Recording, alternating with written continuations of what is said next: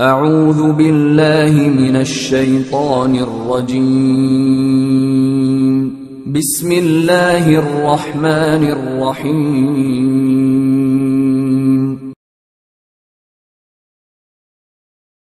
السلام عليكم ورحمة الله وبركاته إن الحمد لله نحمده ونستعينه ونستغفره ونصلي عليه خير كله ونعوذ بالله من شرور أنفسنا ومن سيئات أعمالنا من يهده الله فلا مضل له ومن يضلل فلا هادي له وأشهد أن لا إله إلا الله وحده لا شريك له وأشهد أن محمدا عبد الله ورسوله الذي بلغ الرسالة وأدى الأمانة ونصح الأمة وكشف بإذن ربه الغمة وتركنا على محجة البيضاء ليلها كنهارها لا يزيغ عنها إلا هالك ثم أما بعد فقد قال الله تبارك وتعالى في القرآن المجيد وفرقانه الحميد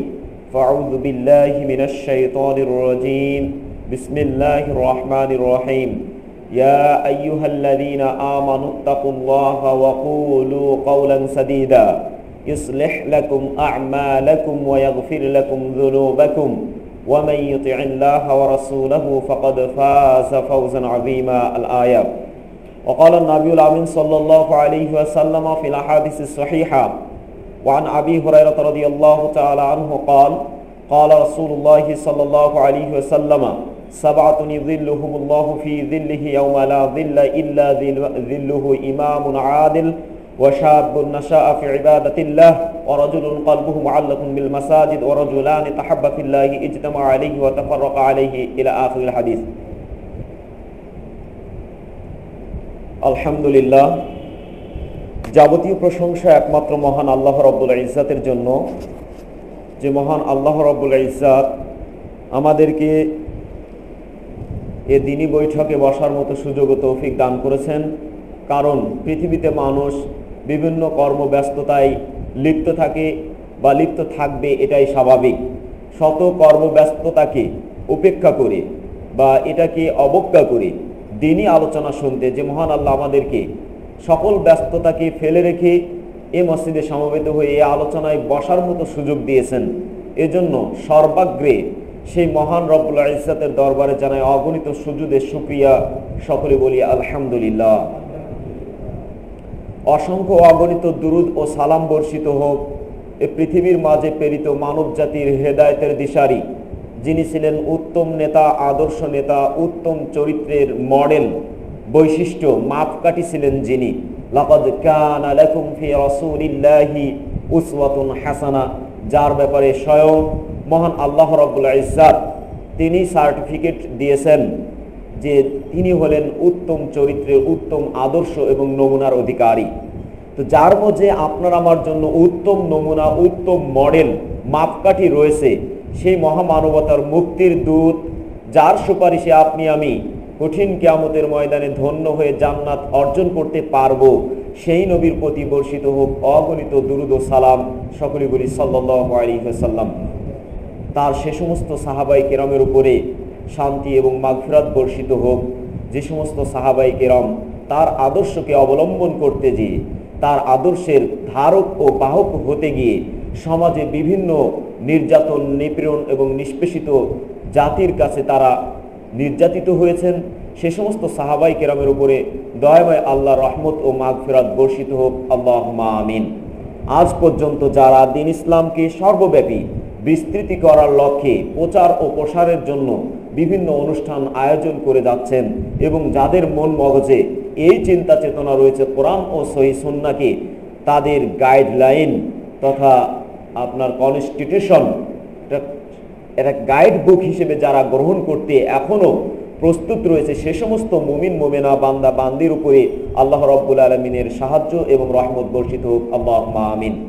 সম্মানিত মুসল্লিয়ান বৃন্দ, আজকে আপনাদের সম্মুখে আমরা একটি ধারাবাহিক আলোচনা করছিলাম, আজকে তার বাকি অংশ বলার চেষ্টা করব ইনশাআল্লাহুল আজিজ।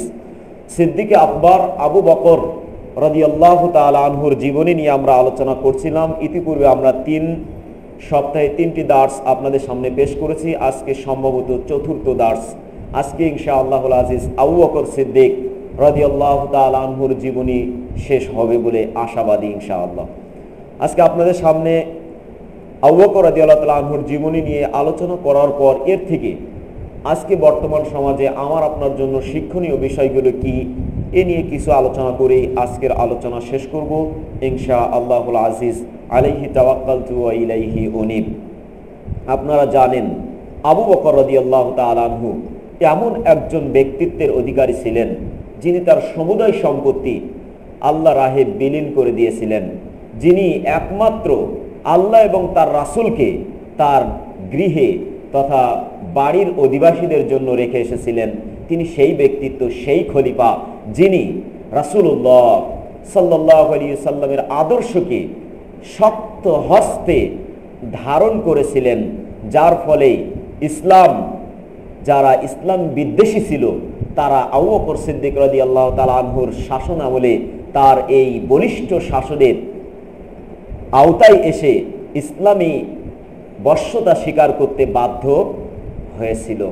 আবু বকর সিদ্দিক রাদিয়াল্লাহু তাআলা সেই ব্যক্তি যিনি এমন একজন চরিত্রের অধিকারী হবেন যাকে জান্নাতে সমস্ত দরজাসমূহ দিয়ে আহ্বান করা হবে, যা আপনাদের সামনে আমরা ধারাবাহিক আলোচনায় এটা পেশ করেছি।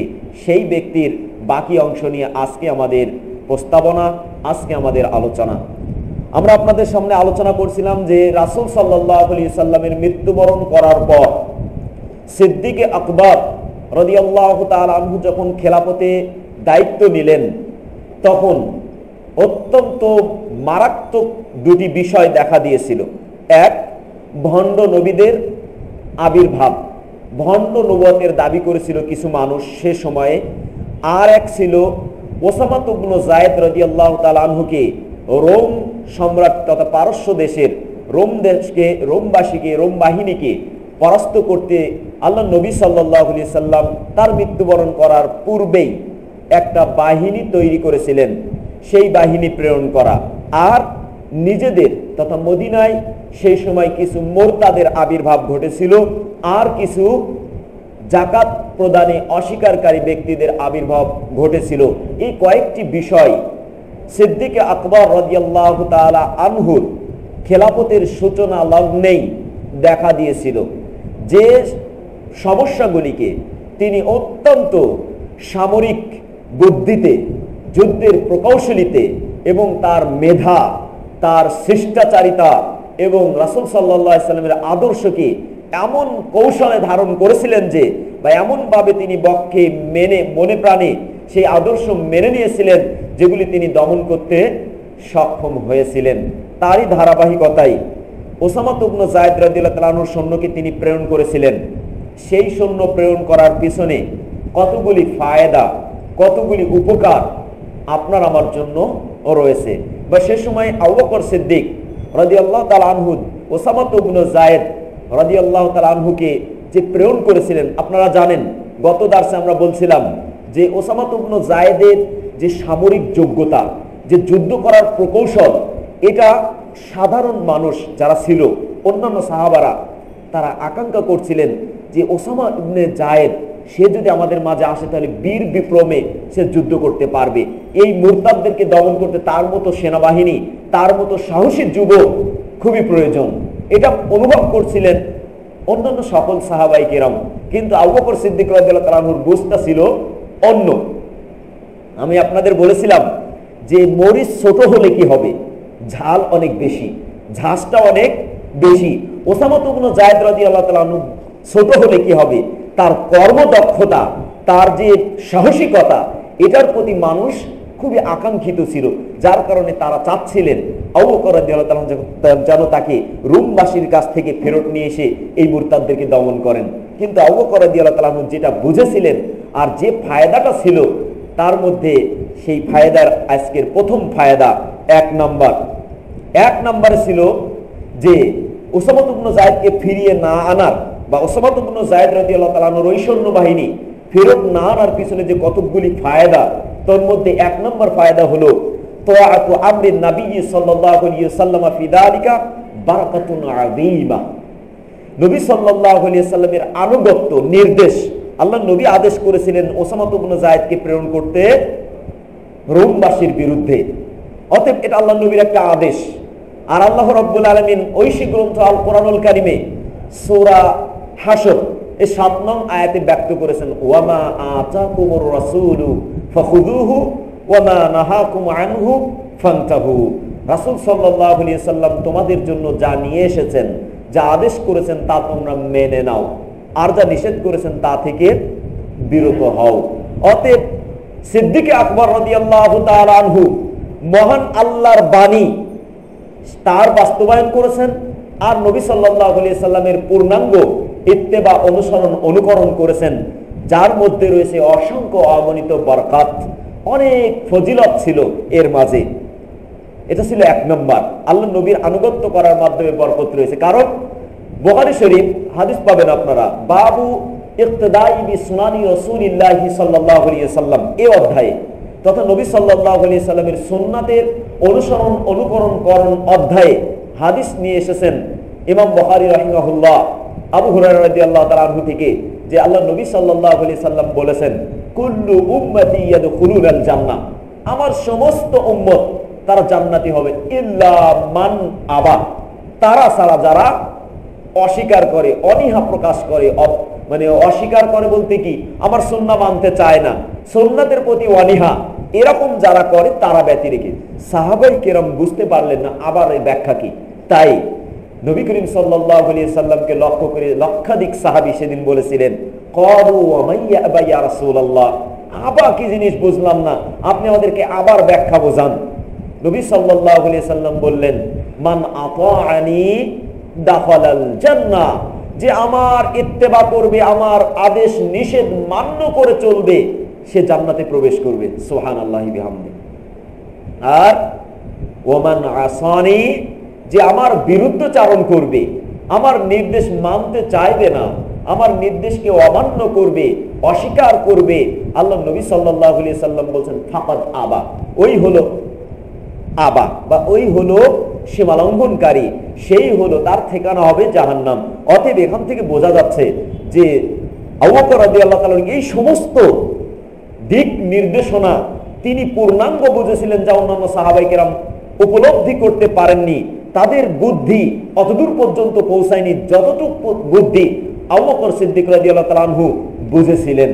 এটা ছিল ১ নম্বর ফায়দা। কারণ তিনি জানতেন এই নির্দেশ মানলে নিশ্চিত জান্নাত, কোনো বাধা বিপত্তি নাই। আর যদি অমান্য করা হয়, আল্লাহর নবীর নির্দেশের অমান্য করি, তবে আমার জন্য আবার রয়েছে, আবার অন্তর্ভুক্ত হয়ে যাব আমি।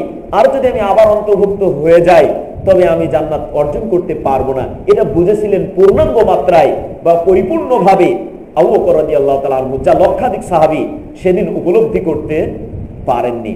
তারা চাচ্ছিলেন যে এই সৈন্যবাহিনী, এই মুরতাদদেরকে দমন করতে সাহসী পুরুষ একজন দরকার, যে বীর বিক্রমে আমাদের মাঝে এই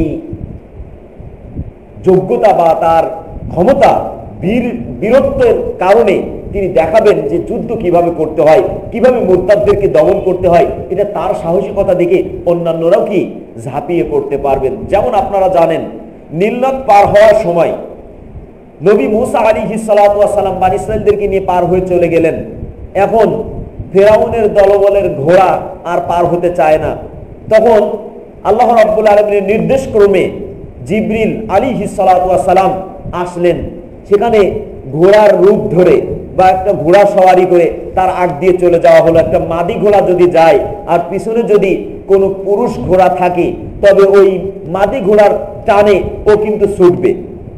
এরকম ভাবে আপনারা দেখবেন, সমাজে যদি কোনো মানে গাভী আর যদি কোনো ষাঁড় থাকে, আর গাভী যদি ষাঁড়ের পাশ দিয়ে যায়, তবে দেখবেন ওই ষাঁড় গাভীর পিছু পিছু ছুটতে আরম্ভ করেছে।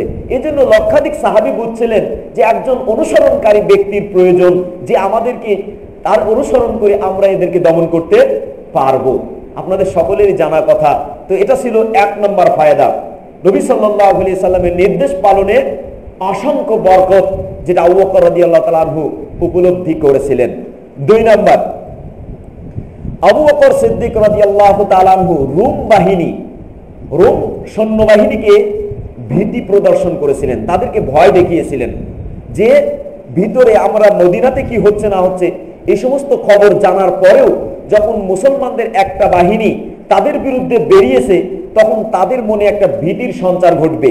তারা বুঝতে পারবে আরে এরা যদি দুর্বলই হতো তাহলে এই সৈন্যবাহিনী আমাদের বিপক্ষে বের হতো না। এটা একটা ফায়দা ছিল যে আবু বকর রাদিয়াল্লাহু তাআলা আনহু পূর্বে থেকেই বুঝতে পেরেছিলেন যখন আমি এই সৈন্যবাহিনীকে প্রেরণ করব তখন ওই রোম বাহিনী তারা বুঝতে পারবে যে না মুসলমানরা দুর্বল নয়। আর এটাও তিনি জানতে পেরেছিলেন যে তারা মনে মনে ভয় পাচ্ছে যে মুসলমানরা আমাদেরকে পাকড়াও করে কিনা, এটা তিনি বুঝতে পেরেছিলেন। খাওয়াফার রোমা, তিনি রোমবাসীদেরকে ভয় দেখিয়েছিলেন। আল্লাযীনা খাফু আলা আনফুসিহিম, যারা নিজেরাই মনে মনে ভয় পেয়েছিলেন যখন মুসলমানদের কখন হামলা আসে, কখন তারা আক্রমণ করে বসে, এই আশা এই ভয় ওই রোম সৈন্যবাহিনীর মাঝেও ছিল। ওয়াহুম আলা হাদিল হাল, তারা এই অবস্থার মাঝেই মানে দোদুল্যমান যে তারা মুসলমানদের বিরুদ্ধে অবস্থান করবে কি করবে না, এরকম দুই রকম মন নিয়ে যখন তারা অবস্থান করছে, ঠিক সে মুহূর্তে রোমবাসীর বিরুদ্ধে ওসামা ইবনে যায়েদ সহ অন্যান্য সাহাবীদেরকে আবু বকর রাদিয়াল্লাহু তাআলা আনহু প্রেরণ করলেন, যার কারণে রোমবাসী পরাস্ত হয়ে সেই স্থান ত্যাগ করতে বাধ্য হয়েছিল। এটা ছিল দ্বিতীয় ফায়দা। 3 নাম্বার, কতিপয় মানব যারা আরবে বসবাস করছিল সে সময় তারা ইসলাম এবং মুরতাদ হয়ে যাওয়ার মাঝামাঝিতে অবস্থান করছিল। তখন তাদের মধ্যে হতে অর্থাৎ কুফরি করার তারা মাঝামাঝিতে অবস্থান করছিলেন। তারা ভাবছিলেন যদি এই রোমবাসী মুসলমানদের বিরুদ্ধে বিজয় লাভ করে তবে আমরা মুরতাদ হয়ে যাব, কুফরি করব, আমরা ইসলামের প্রতি আর বহাল থাকবো না। আর যদি পক্ষান্তরে মুসলমানরা যদি রোম বাহিনীর বিরুদ্ধে তারা বিজয় লাভ করে তবে আমরা ইসলামের উপরেই অটল থাকবো, অনড় থাকবো, আমরা আর মুরতাদ হয়ে যাব না। এরকম দুই অবস্থার মাঝামাঝিতে অবস্থান করছিল কিছু আরব অধিবাসীরা সে সময়ে যখন আবু বকর রাদিয়াল্লাহু তাআলা খেলাফতের দায়িত্ব নিয়েছিলেন। তো আল্লাহ রাব্বুল আলামিন ওসামা ইবনে যায়েদ রাদিয়াল্লাহু তাআলা আনহুর সৈন্যবাহিনীর মধ্যস্থতা দিয়েই রোমবাসীর উপরে বিজয় দিয়েছিলেন, যার ফলে এই মুসলমানেরা আর মুরতাদ হয়ে যাননি, বরং তারা ইসলামের উপরেই অটল ও অবিচল ছিলেন। এটা ছিল 4 নম্বর ফায়দা।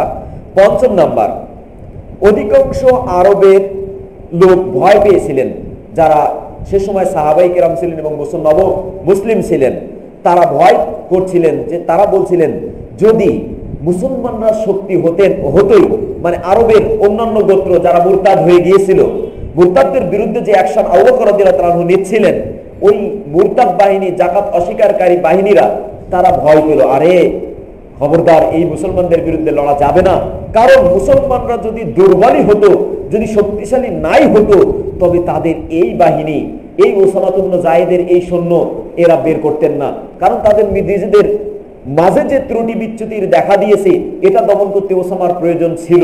যেহেতু ওরা শক্তিশালী তাই এই দল বের হয়েছে, না হলে বের হতো না। এটা ছিল আরেকটা ফায়দা। অর্থাৎ যারা বিরুদ্ধবাদী ছিল, যারা মুরতাদ ছিল, যারা যাকাত প্রদানে অস্বীকারী ছিল, তাদের মনে একটা ভীতির সঞ্চার ঘটেছিল। এভাবেই আবু বকর রাদিয়াল্লাহু তাআলা আনহু শুধুমাত্র একজন প্রকৃত বলিষ্ঠ ইমানদারের অধিকারী ছিলেন বিষয়টা এমন নয়, বরং তিনি ছিলেন একজন উত্তম আদর্শ নেতার আদর্শ নেতৃত্বের অধিকারী, এবং তিনি ছিলেন বুদ্ধিমান, মেধাবী, তিনি ছিলেন রাজনীতিবিদ, তিনি ছিলেন সামরিক জ্ঞানে পারদর্শী, যার কারণেই তিনি অন্যান্য সাহাবায়ে কেরাম যা বুঝতে অক্ষম হয়েছিলেন তিনি সেগুলি বুঝতে সক্ষম হয়েছিলেন। এরই বদলতে মুরতাদরা সেই সময় দমন হয়েছিল, যাকাত প্রদানে যারা অস্বীকার করেছিল তারাও সেদিন ঠান্ডা হয়ে ইসলামে আসতে বাধ্য হয়েছিল। এটা ছিল ওসামা ইবনে যায়েদ রাদিয়াল্লাহু তাআলা আনহুর সৈন্য প্রেরণ করার মাঝে যে ফায়দা ছিল সেই ফায়দাগুলি। এবার আসুন মাআরিকাতুল ইয়ামামার যুদ্ধ। বাকি থাকলো মুরতাদরা দমন হয়ে গেল এবং আপনার এদেরকে একের পর এক স্টেপ বাই স্টেপ, স্তর বাই স্তর, একের পর এক আবু বকর রাদিয়াল্লাহু তাআলা আনহু মানে বাতিল শক্তিদেরকে তিনি দমন করছেন। এবার যারা ভণ্ড নবী দাবি করলো, যারা ভণ্ড নবুয়তের দাবিদার, প্রথমেই তিনি ঘায়েল করেছেন তাদেরকে। যারা ভণ্ড নবুয়তের দাবি করেছিল তাদের বিরুদ্ধে তার প্রথম অ্যাকশন, তিনি প্রথমেই তার সংগ্রাম করে তুলেছিলেন, তার প্রচেষ্টা এই মুরতাদ, যারা ভণ্ড নবুয়তের দাবি করেছিল তাদেরকে দমন করা। এজন্য ইয়ামামার যুদ্ধ হয়েছিল। কারণ ইয়ামামার যুদ্ধটা হয়েছিল তিনজন ব্যক্তিকে কেন্দ্র করে। তারা তিনজন ছিল ভণ্ড নবুয়তের দাবিদার। এক নম্বর ছিল আল আসওয়াদ আল আনাসি, যাকে নবী সাল্লাল্লাহু আলাইহি সাল্লামের যেদিন মৃত্যুবরণ হয় সেই রাতেই তাকে কতল করা হয়, হত্যা করা হয়। ভণ্ড নবুয়তের দাবিদার, মিথ্যা নবুয়তের দাবি করেছিল আল আসওয়াদ আল আনাসি। একে নবী সাল্লাল্লাহু আলাইহি সাল্লামের যেদিন মৃত্যুবরণ হয় সেই দিন রাতেই সাহাবায়ে কেরাম তাকে এই দুনিয়া থেকে পরপারে পাঠিয়ে দেন। আর বাকি থাকলো দুইজন নবী, একজন ছিল মুসাইলামাতুল কাযযাব, আর একজন ছিল মহিলা, যেও ভণ্ড নবুয়তের দাবিদারিনী, সেও ভণ্ড নবুয়তের দাবি করেছিল যে আমার কাছে ওহী আসে। এই ভণ্ড নবীরা অনেক সময় কোরআনুল কারীমের আয়াত বানানোর চেষ্টা করেছে, যা আমরা সামনে আপনাদের সামনে নিয়ে আসবো ইনশাআল্লাহ। তো দুইজন বাকি থাকলো, একজন হলো সাজাহ, আর একজন হলো মুসাইলামাতুল কাযযাব। এই মুসাইলামাতুল কাযযাব যেও নিজেকে ভণ্ড নবুয়তের দাবি করেছিল, ভণ্ড নবীর দাবি করেছিল। আর তৃতীয় নাম্বার ছিল একজন মহিলা, যার নাম ছিল সাজাহ বা সেজা। এই ছিল বানি তাগলব গোত্রের, যে গোত্রটা বেশি বেশি যুদ্ধের ময়দানে বিজয় লাভ করতো, এই জন্য ওদেরকে বানি তাগলব বলা হতো। তো এরা উভয় কবিলা ছিল আরবের একটি গোত্র, আরবের কাবিলা। এদিকে তারা পরস্পর বানি তামিম গোত্রের কিছু মানুষ, যারা এই ভণ্ড নবুয়তের দাবিদারিনী সাজায়ের সাথে মিলিত হয়েছিল, তার নিকটবর্তী থাকার কারণে তারা তার সাথে মিলিত হয়েছিল এবং তাকে সাহায্য সহযোগিতা করছিল।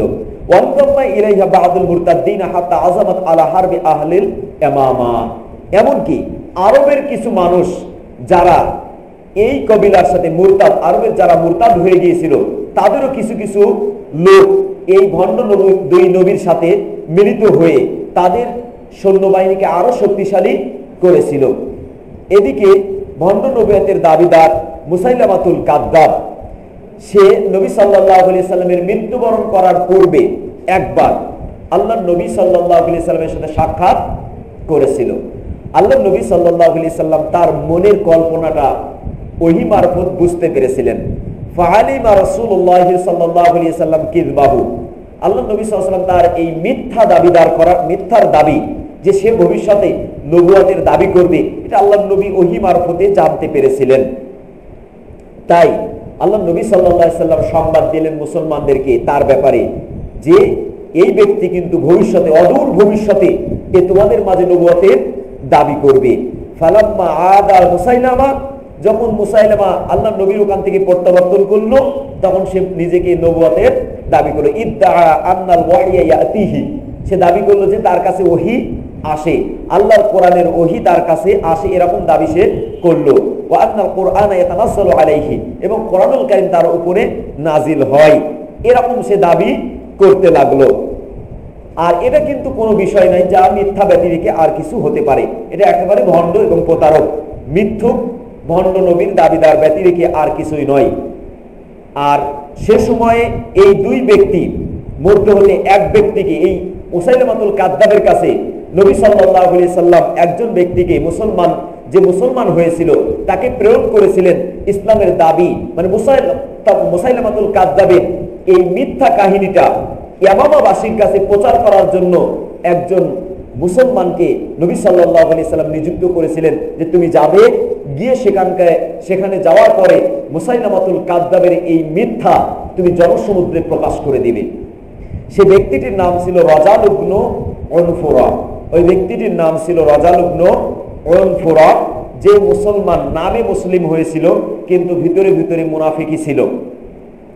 এই ব্যক্তি যখন নবী সাল্লাল্লাহু আলাইহি সাল্লাম মুসাইলামাতুল কাযযাবের কাছে প্রেরণ করলেন, তখন মুসাইলামাতুল কাযযাবের কাছে যাওয়া মাত্রই মুসাইলামাতুল কাযযাব তাকে অঢেল সম্পত্তি লোভ দেখালো। এবং অনেক সম্পত্তি তাকে দান করলো, যার ফলে ব্যক্তি পরিবর্তন হয়ে গেল। সে ইসলাম ধর্ম ত্যাগ করে নিয়ে আল্লাহর নবীর কথা বাস্তবায়ন করার পরিবর্তে মুসাইলামাতুল কাযযাবের পক্ষেই কথা বলতে লাগলো যে এ হলো নবী, এর কাছে ওহী আসে। এইভাবে আর একটা সমস্যা দেখা দিল যে আল্লাহ নবী পাঠালেন এক নির্দেশ দিয়ে, আর সে বললো আর এক রকম, করলো আর এক রকম, যার কারণে এমামাবাসী ধোকায় পড়ে গেল যে একজন মুসলমান যেহেতু বলছে তাহলে এটা মিথ্যা হতে পারে না, আর যেহেতু তাকে প্রেরণ করা হয়েছে সর্বযুগের সর্বকালের সর্বশ্রেষ্ঠ মহামানবের পক্ষ থেকে, তাহলে এই ঘটনা মিথ্যা হতে পারে না। এজন্য জনগণ ওই মুসাইলামাতুল কাযযাবের হাতেই সে সময় নবীয়তের স্বীকৃতি প্রদান করে তার দলকে আরো ভারী করেছিল। এই গোত্রটা ছিল বানি হানিফ গোত্র, যারা ইয়ামামার অধিবাসী ছিল। মুসাইলামাতুল কাযযাবের অনুসারীরা একের পর এক বৃদ্ধি পেতে লাগলো। অপরপক্ষে যেজন ছিল নবুয়তের দাবিদারিনী সাজা, সে চাচ্ছিল যে এই ভণ্ড নবী মুসাইলামাতুল কাযযাবকে পরাস্ত করে ইয়ামামা দখল করে নেবে। দুই ভণ্ড নবী একজন আরেকজনের সাথে যুদ্ধে লিপ্ত হয়ে আরেকজনের দেশকে দখল করে নেওয়ার জন্য ইচ্ছা পোষণ করেছে। তাই তারা ইচ্ছা করলো, মানে মুসাইলামাতুল কাযযাবের সৈন্যবাহিনীকে পরাস্ত করতে সাজা এবং তার অনুসারীরা আক্রমণ করার ইচ্ছা করলো। কিন্তু ঘটনা ঘটলো অন্যরকম। ঘটনাটা কেমন হলো? একজন ভণ্ড নবী আর একজন ভণ্ড নবীনী, দুইজন দুইজনের সাথে পরস্পরের বিবাহ বন্ধনে আবদ্ধ হয়ে গেল।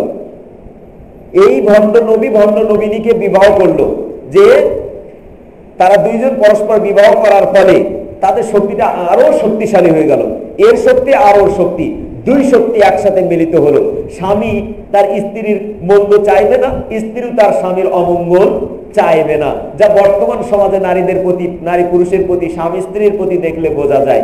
স্বামী স্ত্রীকে ত্যাগ করতে রাজি নয়, মা বাবাকে ত্যাগ করতে প্রস্তুত, কিন্তু স্ত্রীকে ত্যাগ করতে রাজি নয়। অনুরূপ ভাবে স্ত্রীও তার শ্বশুর শাশুড়িকে খেদমত করতে প্রস্তুত নয়, স্বামী যা বলবে তাই, স্বামীর জন্য তিনি জানও দিতে পারেন, এরকম অবস্থা বিরাজ করে। তাই একজন অপরজন, এই জন্য তো অর্ধাঙ্গিনী বলা হয়েছে। তো যেহেতু এক ভণ্ড নবী আর একজন ভণ্ড নবীনীকে বিবাহ করেছে, এই জন্য তারা উভয়ের শুভাকাঙ্ক্ষী হয়ে গেল। এখন মুসাইলামাতুল কাযযাবের কাছে ভণ্ড নবীনী সাজা দাবি করেছে যে আপনি আমার গোত্র থেকে দুটি কাজ করে দিবেন, তাহলে আমি আপনার পূর্ণাঙ্গ সহযোগিতা করব। এক, আমার উম্মতের উপর থেকে ফজরের সালাতকে উঠিয়ে দিতে হবে, কারণ ফজরের সালাতে জনগণকে ওঠা খুবই কষ্টকর। ফজরের সালাত ঘুমিয়ে আরামের ঘুম ভেঙে ফজরের সালাতে উপস্থিত হওয়া খুবই কষ্টকর, কিন্তু বিশেষ করে শীতের দিনে এই যে কম্বলের ভিতর থেকে আর বের হতে মন চায় না। তাই ভণ্ড নবীর কাছে দাবি করলো কি, আপনি আমার গোত্রের উপর থেকে ফজরের সালাতকে উঠিয়ে দিবেন। বলছে ঠিক আছে, এটা কোনো ব্যাপারই না। তারপরে আরেকটা কাজ হলো কি, এশার সালাত, এটাও আমার গোত্রের উপর থেকে উঠিয়ে দিবেন। এই দুটি কাজ আপনি করে দিবেন। দুই সালাতকে আমার গোত্রের উপর থেকে একেবারে মাফ করে দিতে হবে, তাহলে আমরা পূর্ণ মাত্রায় আপনার সহযোগিতা করব। মুসাইলামাতুল কাযযাব ভণ্ড নবী, ভণ্ড বিধান জারি করবে, এটা সমস্যা কি? এই জন্য সে বললো যে কোনো ব্যাপারই না, এ দুটো উঠিয়ে দিলাম। উঠিয়ে দেওয়া হলো এবং তাকে তার রাজত্বে পেশ করা হলো, অর্থাৎ সে যে এলাকায় ছিল সেই এলাকায় তাকে পাঠিয়ে দেওয়া হলো। আর মুসাইলামাতুল কাযযাব তার অনুসারীদের নিয়ে, মানে তার অনুসারী যেহেতু অপর দুই শক্তি একত্রে মিলিত হয়েছে, এজন্য তার শক্তি তীব্র থেকে তীব্রতর হতে লাগলো, দিন দিন বাড়তে লাগলো। আর মুসাইলামার এই বিষয়টা অনেক কঠিন থেকে কঠিনতর হওয়ার কারণে মুসলমানগণ ভয় পেতে লাগলেন যে এত শক্তি যখন সে অর্জন করে ফেলেছে, না জানি সে কখন আমাদের উপরে পাকড়াও করে আমাদেরকে তার বর্ষতা স্বীকার করায়। তার ভয় এবং তার আতঙ্কে মুসলমানেরা দিন গুনতে শুরু করেছে। বিশেষ করে যখন সাজার গোত্রের মধ্যে হতে, বা বিশেষ করে যখন রজালগ্ন অনফুরা, ওই যে সৎ ব্যক্তি যাকে পাঠানো হলো মুসাইলামাতুল কাযযাবের মুখোশ উন্মোচন করে দেওয়ার জন্য, কিন্তু সে তার হিতের বিপরীত কাজ করলো। যে নির্দেশ তাকে দেওয়া হলো তার বিপরীতে সে মুখ খুললো, বরং তার সপক্ষেই গান গাইল, যার কারণে এই বিষয়টা জনগণের মাঝে ফিতনার কারণ হওয়াতে এই অবস্থাটা মুসাইলামাতুল কাযযাবের জন্য খুবই অনুকূলে ছিল, প্রতিকূলে ছিল না। যার কারণে মুসলমানেরা আরো ভয় পেতে লাগলো। আর মুসাইলামাতুল কাযযাবের কিছু বৈশিষ্ট্য ছিল, তার কিছু বৈশিষ্ট্য ছিল এই, সে যদি কোনো বাচ্চার মাথায় হাত রাখতো, যার মাথাতে চুল আছে এরকম বাচ্চার মাথায় যদি সে হাত রাখতো, তবে ওই বাচ্চাটা মাথার চুল সব পড়ে যেত, সে টাক হয়ে যেত। আর তার মাথার চুল পড়ে যেত এবং সে বাচ্চা টাক হয়ে যেত। যদি মুসাইলামাতুল কাযযাব কোনো সুমিষ্ট পানির কূপে তার মুখের থুক তথা স্যাপ সে নিক্ষেপ করত, থুতু যদি সে নিক্ষেপ করত, তবে ওই সুমিষ্ট পানিটা কঠিন লবণাক্তে পরিণত হয়ে যেত। এত নিকৃষ্টতম একজন ব্যক্তি ছিল যে আল্লাহ তার এর মধ্যে এই অনিষ্টগুলো রেখেছিলেন। আপনারা জানেন যে মানুষের চোখ আরেকজনের প্রতি লাগলে তার কলিজা পর্যন্ত কি হয়ে যায়, নষ্ট হয়ে যায়। এমনকি উপরে সব ঠিক আছে, ভিতরে কলকবজা সব শেষ হয়ে যায়। বদ নজর এতই খারাপ। এই জন্য আল্লাহ নবী সাল্লাল্লাহু আলাইহি সাল্লাম এই ব্যাপারে বলেছেন, আল আইনু হাক্কুন, বদ নজর এটা সুনিশ্চিত। যদি কোনো কিছু মানুষের তাকদীরকে, মানুষের লেখাকে ছাড়িয়ে যেত, তবে চোখ এটাকে ছাড়িয়ে যেত, কিন্তু মৃত্যুকে ছাড়িয়ে যেতে পারবে না। তাই আসুন, যে মুসাইলামাতুল কাযযাবের মাঝে এই কিছু অলক্ষণ, কিছু কুলক্ষণ ছিল, সেই সুমিষ্ট পানিটা কঠিন লবণাক্তে পরিণত হয়ে যেত। আর সে যে দাবি করেছিল যে আমি নবী, আমার কাছে ওহী আসে, তাই সে তার ভক্তদের মাঝে, তার ভক্তরা যখন দাবি করেছে যে কোরআনের আয়াত আসে, আপনি তাই একটা কোরআনের আয়াত আমাদের শোনান দেখি, তখন ভণ্ড নবী, প্রতারক, সে নাদান মার্কা লোক না হলে এভাবে কোরআনের নামে, আল্লাহর নাম দিয়ে এভাবে আয়াত বানাতে পারে না। সে ছিল একেবারে নাদান, একেবারেই মূর্খ এবং জাহেল, ভণ্ড, প্রতারক, লম্পট ছাড়া আর কিছুই নয়।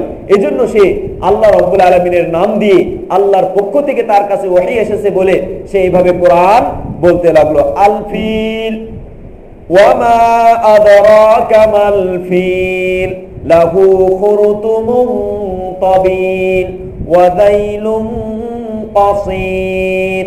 সে তার ভক্তদেরকে এভাবে আয়াত শোনাতে লাগলো কি, যে আপনারা জানেন সূরা ফিল, আলাম তারা কাইফা ফাআলা রাব্বুকা বিআসহাবিল ফিল।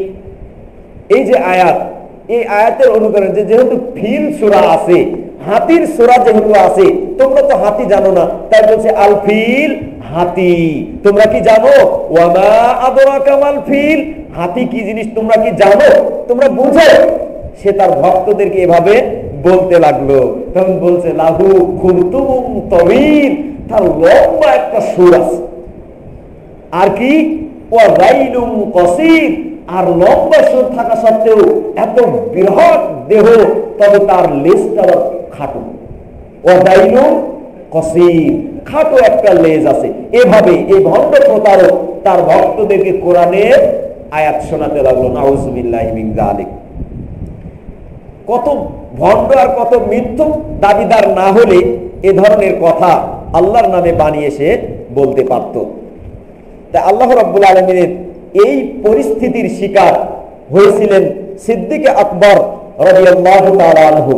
তিনি মুসাইলামাতুল কাযযাব এবং তার অনুসারীদের সাথে যুদ্ধ করার জন্য তিনি দৃঢ় সংকল্প আঁকলেন যে এর মতো প্রতারককে আল্লাহর জমিনে বাঁচিয়ে রাখা ঠিক নয়। একে যতই বাঁচিয়ে রাখা হবে, এভাবে একের পর এক সে জনগণকে বিভ্রান্তিকর আলোচনা শুনিয়ে সঠিক পথ থেকে বেঠিক পথে নিয়ে যাবে। এজন্য আবু বকর রাদিয়াল্লাহু তাআলা আনহু তার সাথে যুদ্ধ ঘোষণা করলেন, তার সাথে যুদ্ধ করার পরিপক্ক বা পরিপূর্ণ তিনি সংকল্প আঁটলেন। তখন আলী রাদিয়াল্লাহু তাআলা, আলী ইবনে আবি তালিব রাদিয়াল্লাহু তাআলা আবু বকর রাদিয়াল্লাহু তাআলা আনহুর কাছে আসলেন। আসার পরে তিনি একটা আরজি পেশ করলেন, খলিফাতুল মুসলিমিন, আমিরুল মুমিনিন, আপনি যদি এই যুদ্ধের ময়দানে সরাসরি নেতৃত্ব দেন, তবে আপনার যদি কিছু হয়ে যায়, যদি আল্লাহ না করেন আপনি যদি শাহাদাত বরণ করেন, তবে এই অবস্থাটা আরো বিকট থেকে কঠিনতর অবস্থা, কঠিনতার রূপ নিবে, অনেক ভয়ানক রূপ নিবে এই পরিস্থিতিটা। অতএব আপনি সরাসরি এই যুদ্ধের নেতৃত্ব দিবেন না, আপনি কিছু যুদ্ধে পারদর্শী ব্যক্তিদেরকে প্রয়োগ করেন, যারা মুসাইলামাতুল কাযযাবের এই ভণ্ড নবুয়তের দাবিদার এই ব্যক্তিকে পরাস্ত করতে পারবে, এমন ব্যক্তিদেরকে আপনি একের পর এক পাঠান, কিন্তু আপনি সরাসরি যুদ্ধে অংশগ্রহণ করবেন না। কারণ আপনি যদি আপনার মতো যোগ্যতা সম্পন্ন ব্যক্তিকে যদি আমরা এই মুহূর্তে হারিয়ে ফেলি, তাহলে মুসলমানদের মাঝে এমনি তো হীনবল, এমনি তারা দুর্বল হয়ে পড়েছে, আর আপনার মতো সাহসী নেতাকে যদি তারা হারিয়ে ফেলে, তবে তাদের মধ্যে আরো ভয় এবং ভীতির সঞ্চার ঘটবে। অতএব আপনি সরাসরি যুদ্ধের নেতৃত্ব দিবেন না। আবু বকর রাদিয়াল্লাহু তাআলা আনহু এই কথাটার সম্মতি জ্ঞাপন করলেন। তাই তিনি একাধিক সৈন্য প্রেরণ করেছিলেন। 5টা বাহিনী তিনি মুসাইলামাতুল কাযযাবকে দমন করতে 5জন নেতাকে পাঠিয়েছিলেন। তাদের মধ্যে 1 নম্বর ছিলেন ইকরিমা ইবনে আবি জাহাল, যাকে তিনি সর্বপ্রথম মুসাইলামাতুল কাযযাবকে এবং তার সৈন্যবাহিনীকে দমন করতে পাঠিয়েছিলেন। 2 নম্বরে কিন্তু মুসাইলামাতুল কাযযাব এই সৈন্যবাহিনী সাথে মুসাইলামাতুল কাযযাবের সৈন্যবাহিনীর কাছে ইকরিমা ইবনে আবি জাহাল পেরে ওঠেন নাই, তিনি তাদেরকে পরাস্ত করতে পারেন নাই, যার কারণে তিনারা পরাজিত হয়েছিলেন। তাই আবু বকর রাদিয়াল্লাহু তাআলা আনহু বুঝতে পারলেন যে এদেরকে, যে আল্লাহর তরবারি খালিদ সাইফুল্লাহ, এই সাইফুল্লাহকে না পাঠানো পর্যন্ত এই যুদ্ধে বিজয় অর্জন করা সম্ভব হবে না। তাই তিনি বিলম্ব না করে, অথচ ইতিপূর্বে খালিদ বিন ওয়ালিদ রাদিয়াল্লাহু তাআলা আনহুকে পাঠিয়েছিলেন, তিনি কোথায়? তিনি পাঠিয়েছিলেন খালিদ বিন ওয়ালিদ রাদিয়াল্লাহু তাআলা আনহুকে ইতিপূর্বে তিনি পাঠিয়েছিলেন পারস্য দেশে পারস্য বিজয় করতে। তিনি পারস্য অলরেডি বিজয় লাভ করেছেন। তখন তিনি মুসাইলামাতুল কাযযাবের বিরুদ্ধে তাকে বের হওয়ার জন্য তড়িৎ গতিতে সংবাদ প্রেরণ করলেন যে তুমি এক্ষুনি এই মুহূর্তে মুসাইলামাতুল কাযযাবকে দমন করতে পারস্য দেশ ত্যাগ করে তোমার সৈন্য সামান্য নিয়ে তুমি এক্ষুনি বেরিয়ে পড়ো। খালিদ বিন ওয়ালিদ রাদিয়াল্লাহু তাআলা আনহু কাল বিলম্ব না করেই বের হয়ে পড়লেন। তার সাথে 40,000, মানে মুসাইলামাতুল কাযযাবের সৈন্যবাহিনী সে সময় ছিল 4,000-এরও উপরে, 40,000-এর উপরে তার সৈন্যবাহিনী সে সময় ছিল। আর মুসলমানদের সংখ্যা সে সময় ওই বিপুল সংখ্যক সৈন্যবাহিনীর তুলনায় খুবই নগণ্য ছিল, অনেক কম ছিল। তো মুসাইলামাতুল কাযযাব সে সময় আবার একটা বুদ্ধি খাটিয়েছিল, এমন একটা দুর্গের অন্তরালে সে অবস্থান করেছিল যে মুসলমানরা এই দুর্গ পার হয়ে তাকে আক্রমণ করবে এরকম সুযোগ ছিল না। মুসাইলামাতুল কাযযাব হাদিকাত আলিয়া, সুউচ্চ একটা বাগানের, যে বাগানের প্রাচীরটা অনেক উঁচু, এরকম একটা বাগানে সে অবস্থান নিয়েছিল, যে বাগানটার নামকরণ করা হয়েছে ইতিহাসে হাদিকাতুল মাউত, মৃত্যুর বাগান। কারণ ওই বাগানেই সাহাবায়ে কেরামের 70 জন সাহাবী হাফিজুল কোরআন, তাদেরকে শাহাদাত বরণ হতে হয়েছিল মুসাইলামাতুল কাযযাবের সৈন্যবাহিনীর হাতে। 70 জন হাফিজুল কোরআন সে সময় মৃত্যুবরণ করেছিলেন। তো সেই সময় মুসলমানদের জন্য এমন কোনো সিঁড়ি ছিল না, এমন কোনো উঁচু অট্টালিকা ছিল না যে ওটা পার হয়ে তারা ওই বাগানে প্রবেশ করে মুসাইলামাতুল কাযযাবকে দমন করবেন, এরকম কিছুই সেই সময় ছিল না। তবে মুসাইলামাতুল কাযযাবের এই যুদ্ধটা কঠিন ভয়ঙ্কর হয়ে দাঁড়ালো, কঠিন রূপ নিল, কঠিন আকার ধারণ করলো, তীব্র থেকে তীব্রতর হলো। মুসলমানদের জন্য খুবই কষ্টকর হতে লাগলো যে কিভাবে একে দমন করা যায়। কারণ ওই পাশ থেকে তারা আক্রমণ করছে, মুসলমানের আক্রমণ করতে সক্ষম হচ্ছেন না। তাই এই সময়ে কোরআনের যারা হাফেজ ছিলেন তারা ওই সময় মুসলমানদেরকে লক্ষ্য করে বলতে লাগলেন যে কি ব্যাপার, তোমাদের সেই কোরআনের জাদুময়ী আকর্ষণ আজ গেল কোথায়? তোমাদের সেই জাদুর স্পর্শ কি আজ হারিয়ে গেল নাকি? যে মুসাইলামাতুল কাযযাব তার সৈন্য সামানকে ডাক দিয়ে এক জায়গায় একত্রিত করে বক্তব্য দিতে লাগলো যে শোনো, আজ যদি তোমরা মুসলমানদেরকে পরাস্ত করতে না পারো তবে জেনে রাখো মুসলমানেরা তোমাদের নারীদেরকে বন্দী করে নিয়ে যাবে, তোমাদের পুরুষদেরকে তারা বন্দী করে নিয়ে যাবে, আর সকলকে তারা হত্যা করে ফেলবে। সে তার সৈন্যবাহিনীর মাঝে তাদের রক্তকে গরম করিয়ে দিতে লাগলো, যাতে করে তারা বানি হানিফ গোত্র তারা উত্তেজিত হয় আর মুসলমানদের উপরে আক্রমণ করে। এই জন্য তারা এ ধরনের উৎসুকমূলক কথা মুসাইলামাতুল কাযযাব তখন বলতে লাগলো। আপনারা জানেন যে কাউকে যদি একটু উস্কানি দেওয়া হয়, আরে তুমি চালিয়ে যাও, আমি আসি তোমার পিছনে, যত টাকা লাগে আমি দিব, তুমি চালিয়ে যাও, তখন কিন্তু ওই যুবক যে কোনো কাজ করতে পারবে। শুধু একজন যোগানদাতা থাকতে হবে, তাকে সাহস যোগাতে হবে। এরকম মানুষ থাকলে যে কোনো অন্যায় কাজ করতে পারে। এজন্য এই অন্যায় কাজ করার প্রতি একজন অনুপ্রেরণা দাতা, সে হলো ভণ্ড নবী মুসাইলামাতুল কাযযাব, বানি হানিফ গোত্রকে উদ্বুদ্ধ করতে লাগলো। তাই বানি হানিফ গোত্র উত্তেজিত হয়ে উঠল। তারা মুসলমানদের খেমা, বিশেষ করে খালিদ বিন ওয়ালিদ রাদিয়াল্লাহু তাআলা আনহু যে খেমা, যে তাঁবু টানিয়েছিলেন, সেই তাঁবুর মধ্যে তারা প্রবেশ করতে সক্ষম হলো। কারা? বানু হানিফ গোত্র। তারা খুবই ক্ষিপ্ত হলো মুসলমানদের উপরে, এবং ক্ষিপ্ত হয়ে খালিদ বিন ওয়ালিদ রাদিয়াল্লাহু তাআলা আনহু যেখানে অবস্থান করছিলেন সেই তাঁবুর মধ্যে সে প্রবেশ করলো, এবং মুসলমানদের অনেককেই সে সময় সে হত্যা করতে চেষ্টা করেছিল। অতন্ত্র প্রহরীর ন্যায়, মানে আচরণভাবে হঠাৎ করে মুসলমানদেরকে হত্যা করতে এবং তাদেরকে পরাস্ত করতে তারা চেয়েছিল। কিন্তু ওই সময়ে যারা হাফিজুল কোরআন ছিল, তারা চিৎকার করে বলে উঠেছিলেন যে হাফিজতুহুল কোরআনা, যারা কোরআনুল কারীমকে তাদের বক্ষে ধারণ করেছিল, সে সময় তারা আর্তনাদ করে বলে উঠল, ইয়া আহলাল কোরআন যায়িনু বিল ফাআল, তোমরা যারা কোরআন মুখস্থ করেছো, কোরআনের সেই কার্যকরী ভূমিকা নিয়ে তোমরা আজ ময়দানে ঝাঁপিয়ে পড়ো, তবে এই বাহিনী তোমাদেরকে পরাস্ত করতে পারবে না, তাদের বিপক্ষে তোমরা অবশ্যই বিজয় লাভ করবে। যারা কোরআনুল কারীম সে সময় মুখস্থ করেছিলেন, সে সময় তারা এই অনুপ্রেরণায় তারা সুসজ্জিত হয়ে উঠলেন এবং তারা ঝাঁপিয়ে পড়লেন।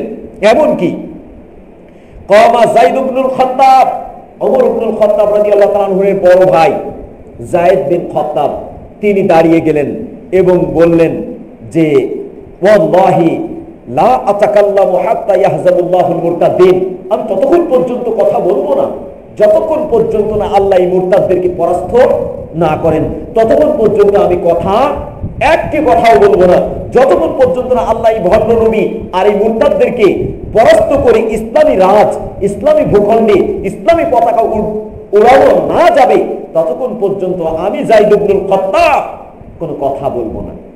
এই শপথ করলেন যায়েদ ইবনুল খাত্তাব। তাই তিনি অতন্ত্র প্রহরীর ন্যায় তিনি তীব্র গতিতে ক্ষিপ্র বেগে যুদ্ধ করতে শুরু করলেন। তিনি তরবারি দিয়ে কাটতে শুরু করলেন। এমনকি তিনি এভাবে কাটতে কাটতে আল্লাহ রাব্বুল আলামিনের দরবারে শাহাদাতের সুধা পান করে আল্লাহর সান্নিধ্যে চলে গেলেন। ইন্না লিল্লাহি ওয়া ইন্না ইলাইহি রাজিউন। যায়েদ ইবনুল খাত্তাব রাদিয়াল্লাহু তাআলা শাহাদাত বরণ করলেন। সুম্মা কামা মিন আহলিল কুরআনি আবু হুযায়ফা ইবনে উতবা, অতঃপর যারা কোরআনুল কারীম মুখস্থ করেছিলেন, হুযায়ফা ইবনে উতবা রাদিয়াল্লাহু তাআলা আনহু, তিনি দাঁড়িয়ে গেলেন এবং বলতে লাগলেন, ইয়া আহলাল কোরআন যায়িনু বিল কোরআনি বিল ফাআল, তোমরা কোরআনকে কার্যকরী ভূমিকা নিয়ে তোমরা সুসজ্জিত হও, তোমরা প্রস্তুতি নাও। তখন ওসামা, আবু হুযায়ফা রাদিয়াল্লাহু তাআলা আনহুর একজন দাস ছিল, সালেম মাওলা আবি হুযায়ফা, যিনি হুযায়ফা রাদিয়াল্লাহু তাআলা আনহুর গোলাম ছিলেন, তিনি দাঁড়িয়ে গেলেন এবং বললেন, পতাকা হাতে নিয়ে তিনি দাঁড়িয়েছেন এবং ওই যুদ্ধের ময়দানে প্রবেশ করছেন এবং একটা গর্ত খনন করেছে সাবিত ইবনে কাইস, যে গর্ত করে সেখানে থেকে এসে যুদ্ধ করতে শুরু করলেন। সুম্মা নাদাল মুসলিমুন, অতঃপর মুসলমানেরা আহ্বান করে বলতে লাগলেন, ইয়া আসহাবা সূরাতিল বাকারা বাতালা সিহরুল ইয়াউম, হে বাকারার অধিবাসীগণ, তোমরা যারা সূরা বাকারা পড়ে থাকো, সেই সূরা বাকারার জাদুকরী ভূমিকা তোমাদের গেল কোথায়? সে কি বাতিল হয়ে গেল নাকি? এভাবে মুসলমানেরা পরস্পরের মাঝে বলতে লাগলেন। তখন ফাসারা বাররা ইবনে মারুফ, বাররা বিন মারুফ নামক একজন সাহাবী মুসলমানদের মধ্যে হতে তিনি উত্তেজিত হলেন এবং তিনি মারেকার ওই যুদ্ধের ময়দানে প্রবেশ করলেন।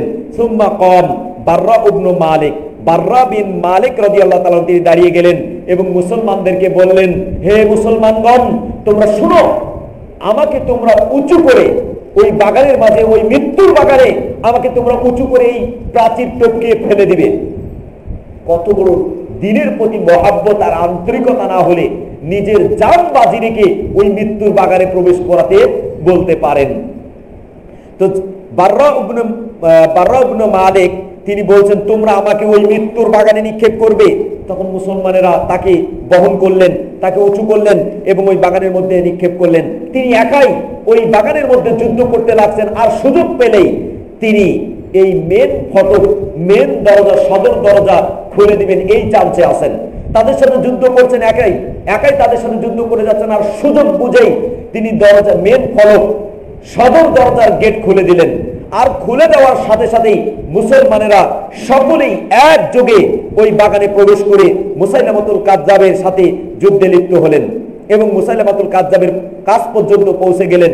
সেই সময়ে দেখতে পেলেন যে মুসাইলামাতুল কাযযাব বসে আছেন এবং মুসাইলামাতুল কাযযাবের দিকে ওয়াহশী, যে হামজা রাদিয়াল্লাহু তাআলা আনহুকে হত্যা করেছিল উহুদ যুদ্ধে, তিনি বলছেন আমি মুসাইলামাতুল কাযযাবকে টার্গেট করতে লাগলাম যে মুসাইলামাতুল কাযযাব কিভাবে আজকে পার হয়ে যায় আমার নিশানা থেকে আমি দেখব।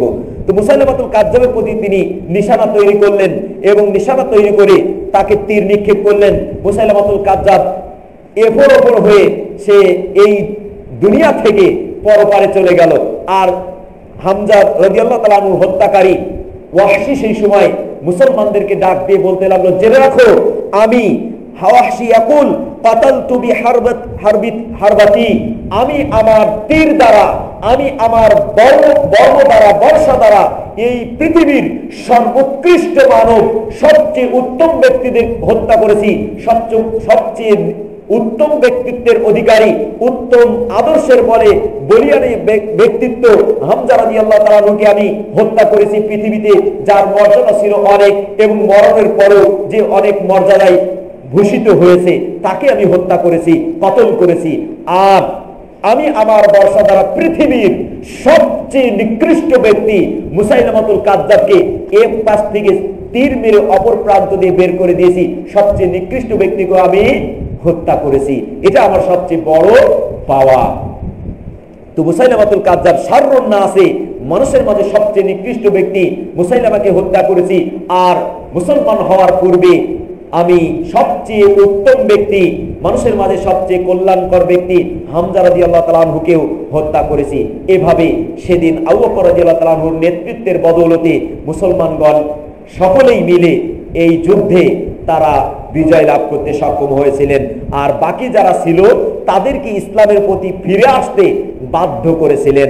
অন্যান্য যারা ছিল তারা হীনবল হয়ে পড়লো যে আমাদের আর করার কিছু নেই, এখন এই ইসলাম ধর্ম কবুল করা ব্যতি রেখে। তাই সকলে তারা ইসলাম ধর্মে দীক্ষিত হলেন, ইসলাম কবুল করে আবার পূর্ণ মাত্রায় ইসলামে ফিরে আসলেন।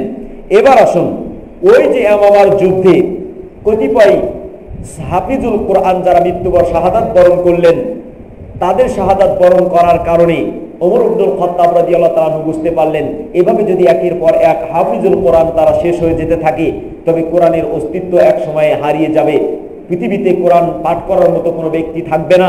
তাই তিনি খলিফাতুল মুসলিমিন আবু বকর রাদিয়াল্লাহু তাআলা আনহুকে পরামর্শ দিতে লাগলেন যে আপনি এই কোরআনকে একত্রিত করুন, কোরআনকে আপনি জমা করুন। তখন আবু বকর রাদিয়াল্লাহু তাআলা আনহু বুঝতে পারলেন যে কিভাবে আমি জমা করি, আল্লাহর নবী যে কাজ করে যাননি এটা আমার পক্ষে কিভাবে সম্ভব হতে পারে। তখন ওমর ইবনুল খাত্তাব রাদিয়াল্লাহু তাআলা আনহু তাকে এই কথাগুলি বারংবার বলার কারণে এক পর্যায়ে আল্লাহ রাব্বুল আলামিন আবু বকর রাদিয়াল্লাহু তাআলা আনহুর বক্ষকে খুলে দিলেন। তিনি বুঝতে পারলেন যে আল্লাহ রাব্বুল আলামিন তো ঐশী গ্রন্থ আল কোরআনুল কারীমে বলেছেন আলিফ লাম মিম যালিকাল কিতাবু লা রাইবা ফীহ। কিতাব মানে বই, পাণ্ডুলিপি। কিতাব মানে যেখানে কিছু লিখে একটা পাণ্ডুলিপি করা হয়েছে।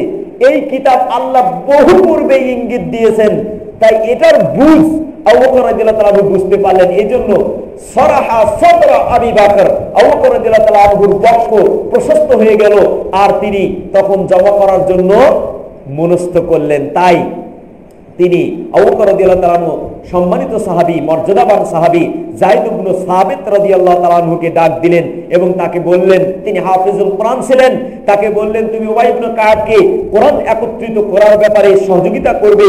তাই যায়েদ বিন সাবিত রাদিয়াল্লাহু তাআলা আনহু যারা সে সময়ে হাফিজুল কোরআন ছিলেন তাদের কাছে তিনি যেতে লাগলেন এবং তাদের কাছ থেকে বিভিন্ন আয়াত সংগ্রহ করে উবাই ইবনে কাব রাদিয়াল্লাহু তাআলা আনহুকে সহযোগিতা করে এই পান্ডুলিপি তৈরি করলেন। আবু বকর রাদিয়াল্লাহু তাআলা আনহুর জামানায় এই পান্ডুলিপি একটা মাসহাবে পরিণত করা হলো। পরবর্তীতে এই মাসহাবকে বিভিন্ন প্রান্তরে ছড়িয়ে দেওয়া হয়েছে। এই মাসহাবের নামকরণ আর মুসহাফ হিসেবে কোরআনুল কারীমকে সে সময়ে নামকরণ করা হয়। এই মাসহাবকে আবু বকর রাদিয়াল্লাহু তাআলা আনহুর মৃত্যুবরণ করার পর রাখা হয়েছিল হাফসা রাদিয়াল্লাহু তাআলা আনহার নিকটে। এভাবেই সর্বপ্রথম কোরআনের একত্রকারী ছিলেন রাসূল সাল্লাল্লাহু আলাইহি সাল্লামের পরবর্তীতে আবু বকর রাদিয়াল্লাহু তাআলা আনহু, যিনি তার কিতাবের নামকরণ করেছিলেন মুসহাব বলে। এবার আসুন সিদ্দিকে আকবর রাদিয়াল্লাহু তাআলা আনহুর মৃত্যু। আজকে এই ঘটনা বলছিলাম যে শেষ করবো, ইনশাআল্লাহ শেষ হয়ে যাবে। এরপরে আমরা শিক্ষা নিয়ে কিছু আলোচনা করব, তারপরে ইনশাআল্লাহুল আজিজ আজকের প্রোগ্রাম শেষ করার চেষ্টা করব। তো আসুন, আবু বকর রাদিয়াল্লাহু তাআলা আনহুর মৃত্যুর নিকটবর্তী সময় একদা আবু বকর রাদিয়াল্লাহু তাআলা আনহু আরবের কোন এক ব্যক্তির সাথে, যার নাম ছিল হারিস ইবনে কুলদা, হারিস ইবনে কুলদার সাথে তিনি খাবার গ্রহণ করছিলেন, খাবার খাচ্ছিলেন। আর যে হারিস ছিল সেই সময় আরবের ডাক্তার, তিনি ডাক্তার ছিলেন। তাই হারিস আবু বকর রাদিয়াল্লাহু তাআলা আনহুকে লক্ষ্য করে বলতে লাগলেন, ইরফা ইয়াদাকা ইয়া খলিফাতাল মুসলিমিন, হে খলিফাতা রাসূলিল্লাহ, হে আল্লাহ রাসূলের খলিফা, তুমি এই খাবার থেকে হাত গুটিয়ে নাও, হাত তুলে নাও। কারণ কি? কারণ এই খাবারের মাঝে বিষ মেশানো আছে, এই খাবারে বিষ মিশ্রণ করা হয়েছে। কিন্তু ইতিপূর্বে আবু বকর রাদিয়াল্লাহু তাআলা 2-3 লোকমা অলরেডি খাওয়া হয়ে গেছে। তখন তিনি বুঝতে পেরেছিলেন, আবু বকর রাদিয়াল্লাহু তাআলা আনহু সেটা ছিল যে এই খাবার যদি আমরা পরিপূর্ণ মাত্রা খাই, তবে আজ আমার ও তোমার মৃত্যু একই দিনে, একই সময়, একই মুহূর্তে হয়ে যাবে। আবু বকর রাদিয়াল্লাহু তাআলা আনহুর ব্যথা শুরু হলো। তিনি যে খাবার খেয়েছিলেন এর জন্য তার ব্যথা শুরু হয়ে গেল। আবু বকর রাদিয়াল্লাহু তাআলা আনহু এই মুমূর্ষ অবস্থায় পড়ে গেলেন। বিষ পান করার কারণে বিষের যে একটা প্রতিক্রিয়া, এটা আবু বকর রাদিয়াল্লাহু তাআলা আনহুর ভিতরে শুরু হয়ে গেছিল। আবু বকর রাদিয়াল্লাহু তাআলা আনহু ব্যথার কারণে তাকে এই যে অসুস্থতায় পড়ে থাকতে হলো, কিন্তু তাকে এই বিষ প্রক্রিয়া, বিষের প্রতিক্রিয়া তাকে থামিয়ে রাখতে পারেনি, বিরত রাখতে পারেনি। কিসের থেকে? জ্ঞান চর্চা থেকে, এবং মুসলমানদের নেতৃত্ব দিতে, মুসলমানদের সৈন্য প্রস্তুত করতে, মুসলমানদের বিভিন্ন বিষয়, মদিনার বিষয়কে স্থির করতে তাকে বিরত রাখতে পারেনি। এমনকি মুসলমানরা পারস্য এবং রোম দেশের বিজয় করতে যে আবু বকরের নেতৃত্ব, এ থেকে থামিয়ে রাখতে পারেনি। ইসলামকে তিনি তার খেলাফত কালেই তিনি এক চতুর্থাংশ ইসলাম তিনি প্রচার ও প্রসার ঘটিয়েছিলেন, যার কারণে খালিদ বিন ওয়ালিদ রাদিয়াল্লাহু তাআলা আনহুর মাধ্যমে তিনি পারস্য বিজয় করলেন। তার পরবর্তীতে ইয়ামামার যুদ্ধ, মুসাইলামাতুল কাযযাবকে দমন করলেন। এভাবে তিনি এটা করতে সক্ষম হয়েছিলেন।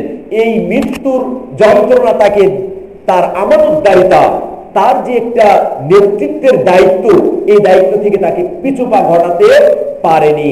এই জন্যই তো আবু হুরায়রা রাদিয়াল্লাহু তাআলা আনহু থেকে বর্ণিত আছে হাদিস, বুখারী এবং মুসলিমে বর্ণিত হয়েছে হাদিসটি। আল্লাহর নবী সাল্লাল্লাহু আলাইহি ওয়াসাল্লাম বলেন, সাবআতুন ইযিল্লুহুমুল্লাহু ফি যিল্লিহি ইয়াওমা লা যিল্লা ইল্লা যিল্লুহু, ইমামুন আদিল, ন্যায়পরায়ণ শাসক, যে কঠিন কিয়ামতের ময়দানে যেদিন আল্লাহর ছায়া ব্যতীত, আল্লাহর আরশের ছায়া ছাড়া অন্য কোন ছায়া সেদিন লেশ মাত্র খুঁজে পাওয়া যাবে না, একটা বিন্দু পরিমাণে খুঁজে পাওয়া সম্ভব হবে না। সেই দিনে আল্লাহ 7 শ্রেণীর মানুষকে নিজ আরশের ছায়ায় স্থান দিবেন।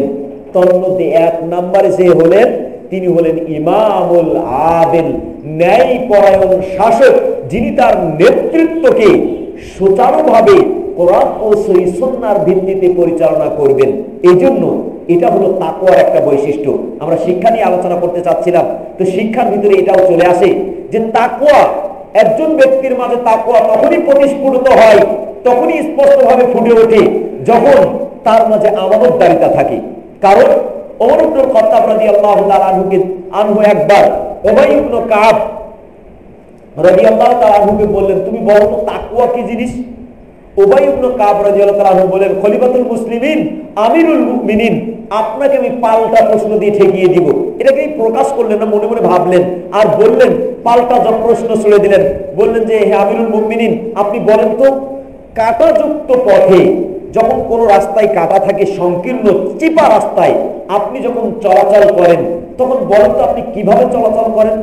ওমর ইবনে খাত্তাব রাদিয়াল্লাহু তাআলা আনহু বলছেন, আমি আমার পাজামা, আমার পোশাককে আমি গুটিয়ে নিই এবং খুব সতর্কপণে আমি ধাপ ফেলাই, যাতে করে ওই কাঁটা আমার পায়ে বিদ্ধ না হয়, যাতে করে কাঁটার আঘাত আমার শরীরে বিদ্ধ না হয়।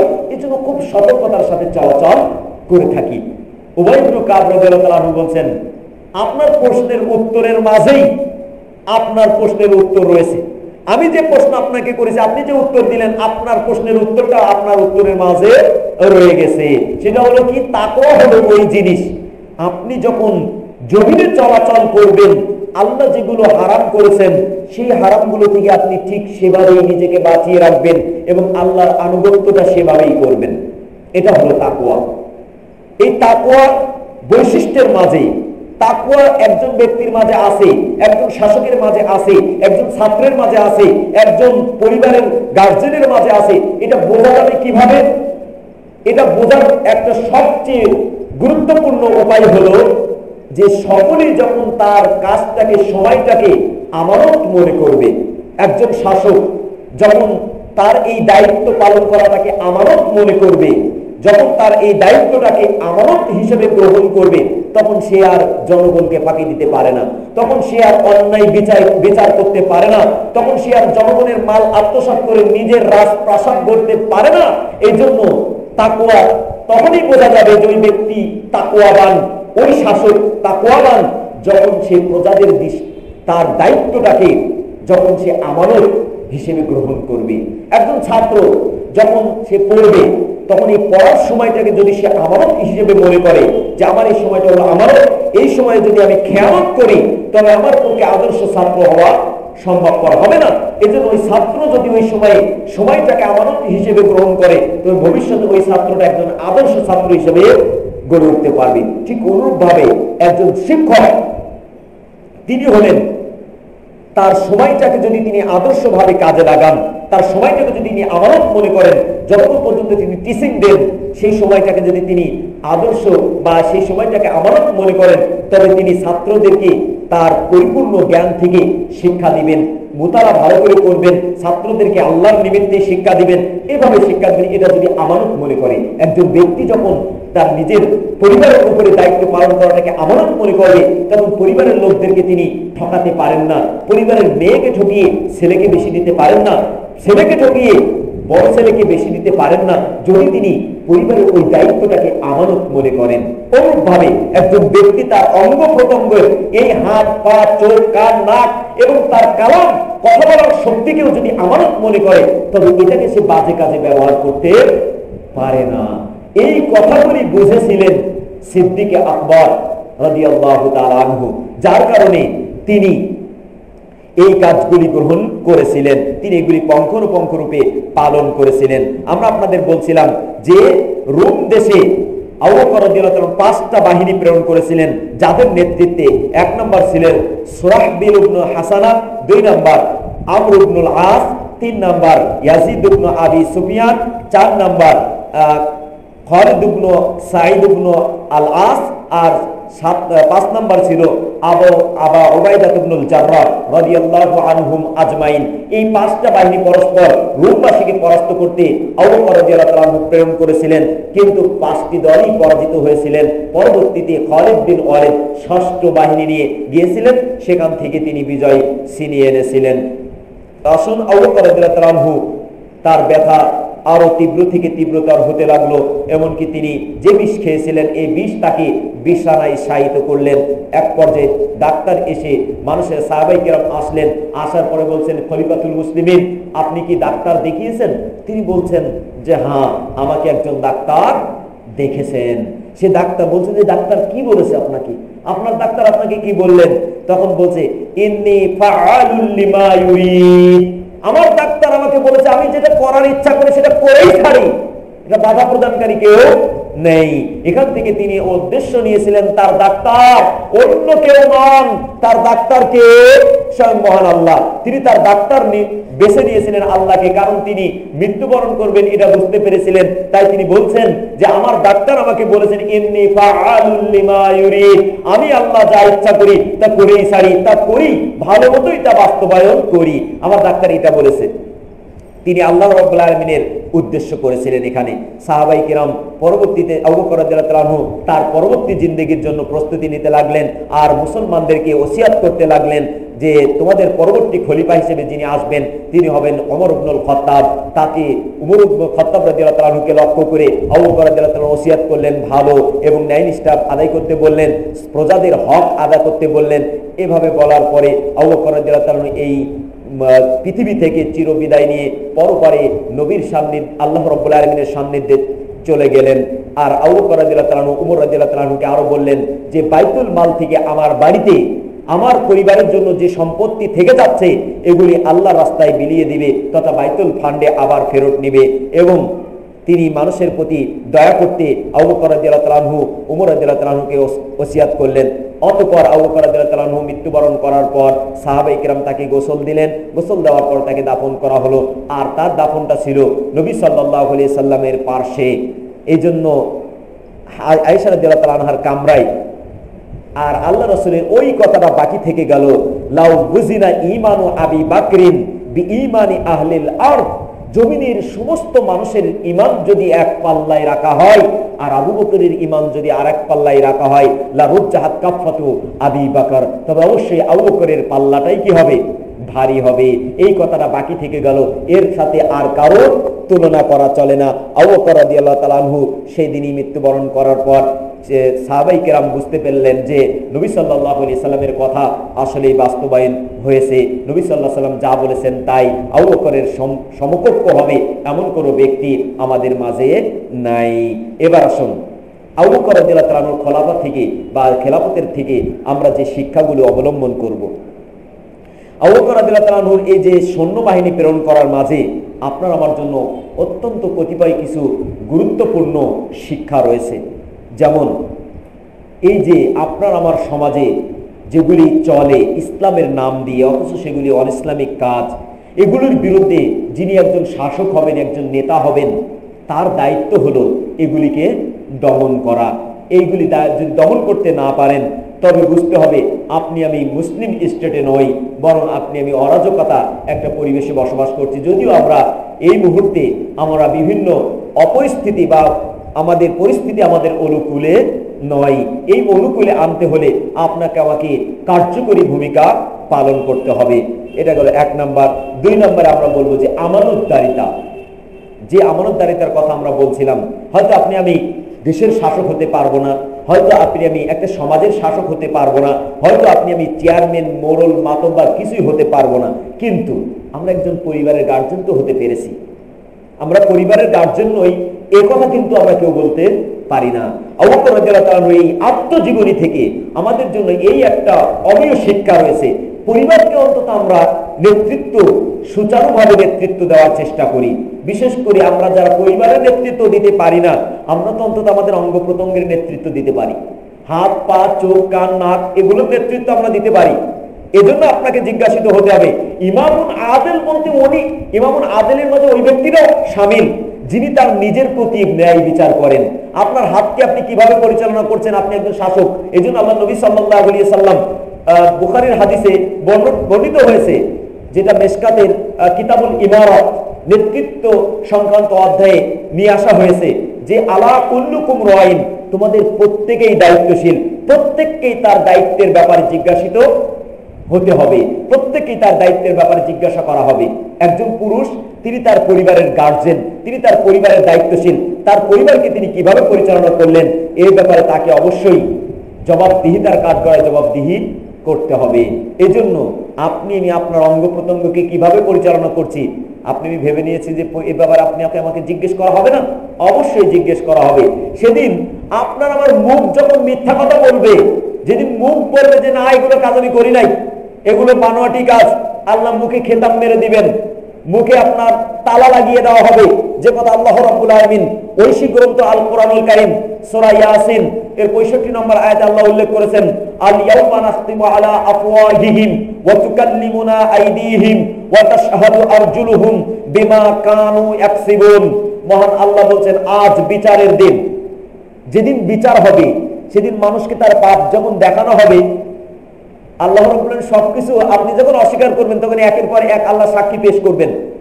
আপনি নিজের ব্যাপারে অস্বীকার করবেন, আপনার বিরুদ্ধে আপনার হাত সাক্ষ্য দিবে। আল্লাহ বলছেন নাখতিমু আলা আফওয়াহিহিম, মুখে আমি তালা লাগিয়ে দিব, খেতাম মেরে দিব। ওয়া তুকাল্লিমুনা আইদিহিম, আমার সাথে কথা বলবে তাদের হাত। কিভাবে ফাঁকি দিবেন হাতকে? হাত আজকে আপনার কথা শুনে, এই যে এখানে যে হৃদয়টা রয়েছে, এই হৃদয় নামক সরকার, হৃদয় নামক শাসক, হৃদয় নামক নেতা আপনার এই হাতকে পরিচালনা করে। আপনি যদি বলেন যে ওকে মার, তবে হাত মারে। আপনি যদি বলেন যে এইটা জিনিস ধর, হাত কিন্তু ধরে। আপনি যদি বলেন যে এই অস্ত্র দিয়ে অমুককে হত্যা কর, তবে হাত কিন্তু তাই করে। আর সে আপনার অনুকূলে কথা বলে, কিন্তু পরকালে সে আপনার প্রতিকূলে কথা বলবে। সেদিন আপনি কি করবেন?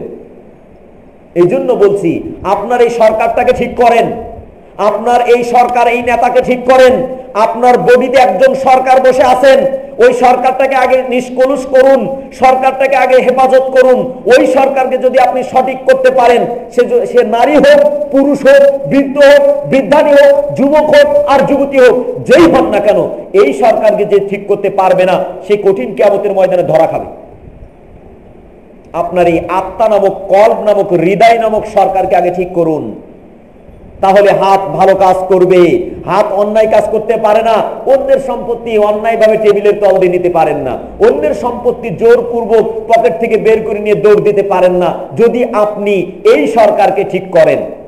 আর এই সরকারকে ঠিক না করলে সবই চলে, উপর দিয়েও চলে, নিচ দিয়েও চলে, গোপনেও চলে, সব রকম চলে, কোনো রকম বাধা বিপত্তি নাই। কারণ সরকার ভালো না। আপনার বডি নামক সরকার, যে সরকার আপনি গঠন করেছেন আপনার শরীরে, এই সরকারের কে আপনি ভালো খাদ্য দিতে পারেননি, যার কারণে আপনার হৃদয় নামক সরকার আপনাকে কি করবে? খারাপ কাজের দিকেই ধাবিত করবে। এই জন্য বলছি, আবু বকর রাদিয়াল্লাহু তাআলা আনহুর আত্মজীবনী থেকে মুসলমানদের জন্য অত্যন্ত মূল্যবান শিক্ষা রয়েছে। ব্যক্তি জীবনে, পারিবারিক জীবনে, সামাজিক জীবনে, রাষ্ট্রীয় জীবনে, আধ্যাত্মিক জীবনে, সামগ্রিক জীবনে আবু বকর রাদিয়াল্লাহু তাআলা আনহুর জীবনে যদি আমরা পর্যালোচনা করি, সেখান থেকে আমাদের জন্য অসংখ্য শিক্ষা রয়েছে। আমরা যারা দেশের শাসক হতে পারি নাই, যারা সমাজের নেতা হতে পারি নাই, পরিবারের নেতা তো আমরা অনেকেই আছি, তারপরে নিজের অঙ্গ প্রত্যঙ্গের নেতাও তো আমরা অন্তত হয়েছি নাকি? এটাও অস্বীকার করবেন আপনি যে আপনি আপনার নিজের অঙ্গ প্রত্যঙ্গের নেতা নন? আপনি কি অস্বীকার করতে পারবেন আপনার হাত আপনার কথা শুনে না? আপনি কি অস্বীকার করতে পারবেন যে আপনার চোখ আপনার কথা মতো এইদিকে, যদি আপনি চোখকে বলেন তাকা ওইদিকে তাকাবে, যদি বলেন তাকা গালের দিকে চোখ তাকাবে, যদি বলেন তাকা নারীর দিকে চোখ তাকাবে, যদি বলেন আপনি তাকাও চোখ তুমি তাকাও কোরআনের দিকে, চোখ সেখানেও তাকাবে। ভালো মন্দ সব কিছু সে আপনার এই সরকার থেকে পাচ্ছে। সে জানে হুকুম করছে, সে সেটাই পালন করছে। অতএব কঠিন কিয়ামতের ময়দানে আজ আপনার যে অঙ্গ প্রত্যঙ্গ, পাকে আপনি বলছেন চলো ওইদিকে, পা চলছে, চলতে বলছেন আপনি, আপনার কথা শুনছে, চলছে। নাককে বলছে নাও ঘ্রাণ, নাক ঘ্রাণ নিচ্ছে। কানকে বলছে শুনো, আর কান যে শুনছে, যে যেন তেন কথা কি শুনছে, গান বাজনা বেশি শুনছে। এই যে কানকে আপনি অবৈধ কাজে ব্যবহার করছেন, আপনি মনে করছেন আপনাকে ছেড়ে দেওয়া হবে? জি না। আল্লাহ কঠিন কিয়ামতের ময়দানে আপনার যারা অনুগামী ছিল, যারা আপনার অনুকূলে কথা বলতো, আপনার কথা মতো কাজ করত, কঠিন কিয়ামতের ময়দানে তারা প্রতিকূলতায় তারা অবস্থান নেবে। এই জন্য আল্লাহ বলছেন আল-ইয়াউমা নাখতিমু আলা আফওয়াহিহিম ওয়া তুকাল্লিমুনা আইদিহিম ওয়া তাশহাদু আরজুলুহুম বিমা কানু ইয়াকসিবুন। আল্লাহ বলছেন আজ বিচারের দিন। স্মরণ করো সেই দিনের কথা যেদিন বিচার হবে। আল-ইয়াউম, আজকের দিনে, নাখতিমু, খেতাম করে দিয়েছি, লাগিয়ে দিয়েছি, আলা আফওয়াহিহিম, তাদের মুখমণ্ডলে, তাদের জিহ্বাতে আমি তালা লাগিয়ে দিয়েছি, কথা বলবে না। আল্লাহ বলছেন কি?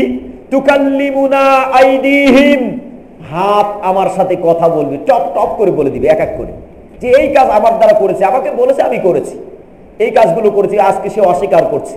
আল্লাহ তোমার শাস্তি থেকে বাঁচার জন্য সে এগুলা করছে, এভাবে সেদিন বলবেন। আর হাত সেদিন সব সাক্ষ্য দিবে, হাত সেদিন সব কথা বলে দিবে।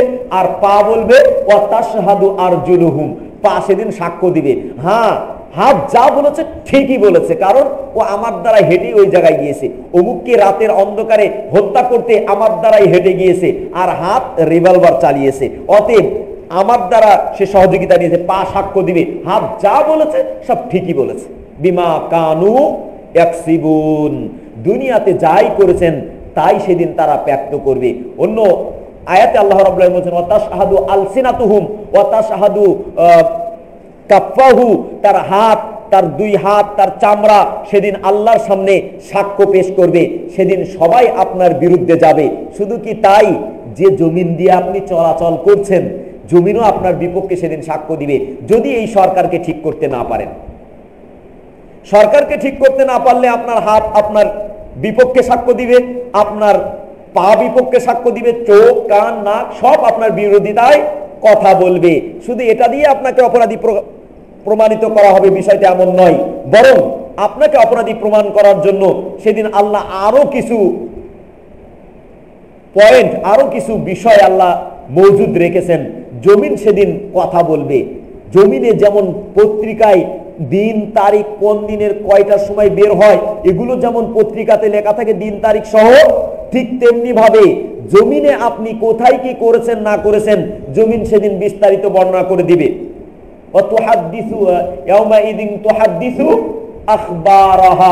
জমিন সেদিন তার বিস্তারিত কাহিনী বর্ণনা করবে। আল্লাহ নবী সাল্লাল্লাহু আলাইহি সাল্লাম সাহাবায়ে কেরামকে জিজ্ঞেস করলেন, তোমরা কি জানো জমিন সেদিন কি সংবাদ দিবে? সাহাবায়ে কেরাম বলেন, আল্লাহু ওয়া রাসূলুহু আ'লাম, আল্লাহ এবং তার রাসূলই ভালো জানেন। আল্লাহ নবী সাল্লাল্লাহু আলাইহি ওয়াসাল্লাম বললেন, জমিন সেদিন সংবাদ দিবে যে আমিলা কাদা ওয়া কাদা, যে সে কি কি কাজ করেছে, কোথায় করেছে, কিভাবে করেছে, কখন করেছে, কয়টার সময় করেছে, সব সেদিন জমিন আল্লাহর সামনে সেগুলো উন্মোচন করে দিবে। এভাবে আপনাকে অপরাধী প্রমাণ করেই আপনাকে শাস্তি দেওয়া হবে।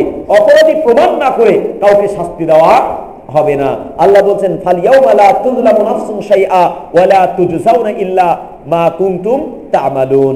আল্লাহ বলছেন যে বিচারের দিনে কারো প্রতি ন্যূনতম অত্যাচার করা হবে না।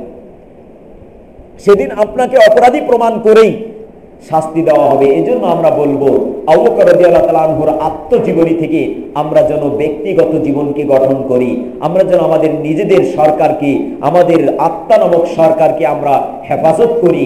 আত্মা নামক সরকারকে আমরা সংশোধনে আনতে পারলে আমরা আমাদের হাত, পা, চোখ, কান এগুলিকে সংশোধনে আনতে সক্ষম হব। এটা ছিল আরেকটি শিক্ষা যা আমাদের সমাজে বাস্তবায়ন নেই, ব্যক্তিগত জীবনেও নেই, পারিবারিক জীবনেও নেই, সামাজিক জীবনেও নেই, রাষ্ট্রীয় জীবনেও নেই। আজকে আমাদের মাঝে এই শিক্ষা বাস্তবায়ন না হওয়ার কারণে আমরা আজকে বিভিন্ন সেক্টরে আজ অপমানিত, লাঞ্ছিত, নিপীড়িত, নির্যাতিত। আমাদের কারণেই, আমাদের দুই হাতের কামাই, আমরা দুই হাত দিয়ে ইনকাম করে নিয়েছি। আল্লাহ বলছেন না সূরা রুম 41 নম্বর আয়াতে, যাহারাল ফাসাদু ফিল বাররি ওয়াল বাহরি বিমা কাসাবাত আইদিন নাস। জলে, স্থলে, বন্দরে যেখানে যা বিপর্যয় তা মানুষের দুই হাতের কামাই। আমাদের কারণে আজ আমরা লাঞ্ছিত হচ্ছি। অথচ এই মুসলমানের এক সময় কি মাথা উঁচু করে গর্ব ভরে কথা বলেছে, কিন্তু আজ পারছে না কেন? মুসলমানেরা নিজেরাই নিজেদের মাঝে ফাটল ধরিয়েছে, মুসলমানদের নিজেরাই নিজেদের ইতিহাস ভুলে গেছে, যার কারণে মুসলমানদের আজ করুণ দশা। আজকে আমরা মুসলমানদের ইতিহাস জানি না, আজকে আমরা বিভিন্ন অপসংস্কৃতির ইতিহাস চর্চায় লিপ্ত, যার কারণে আমরা আমাদের ইতিহাস ভুলে গিয়েছি।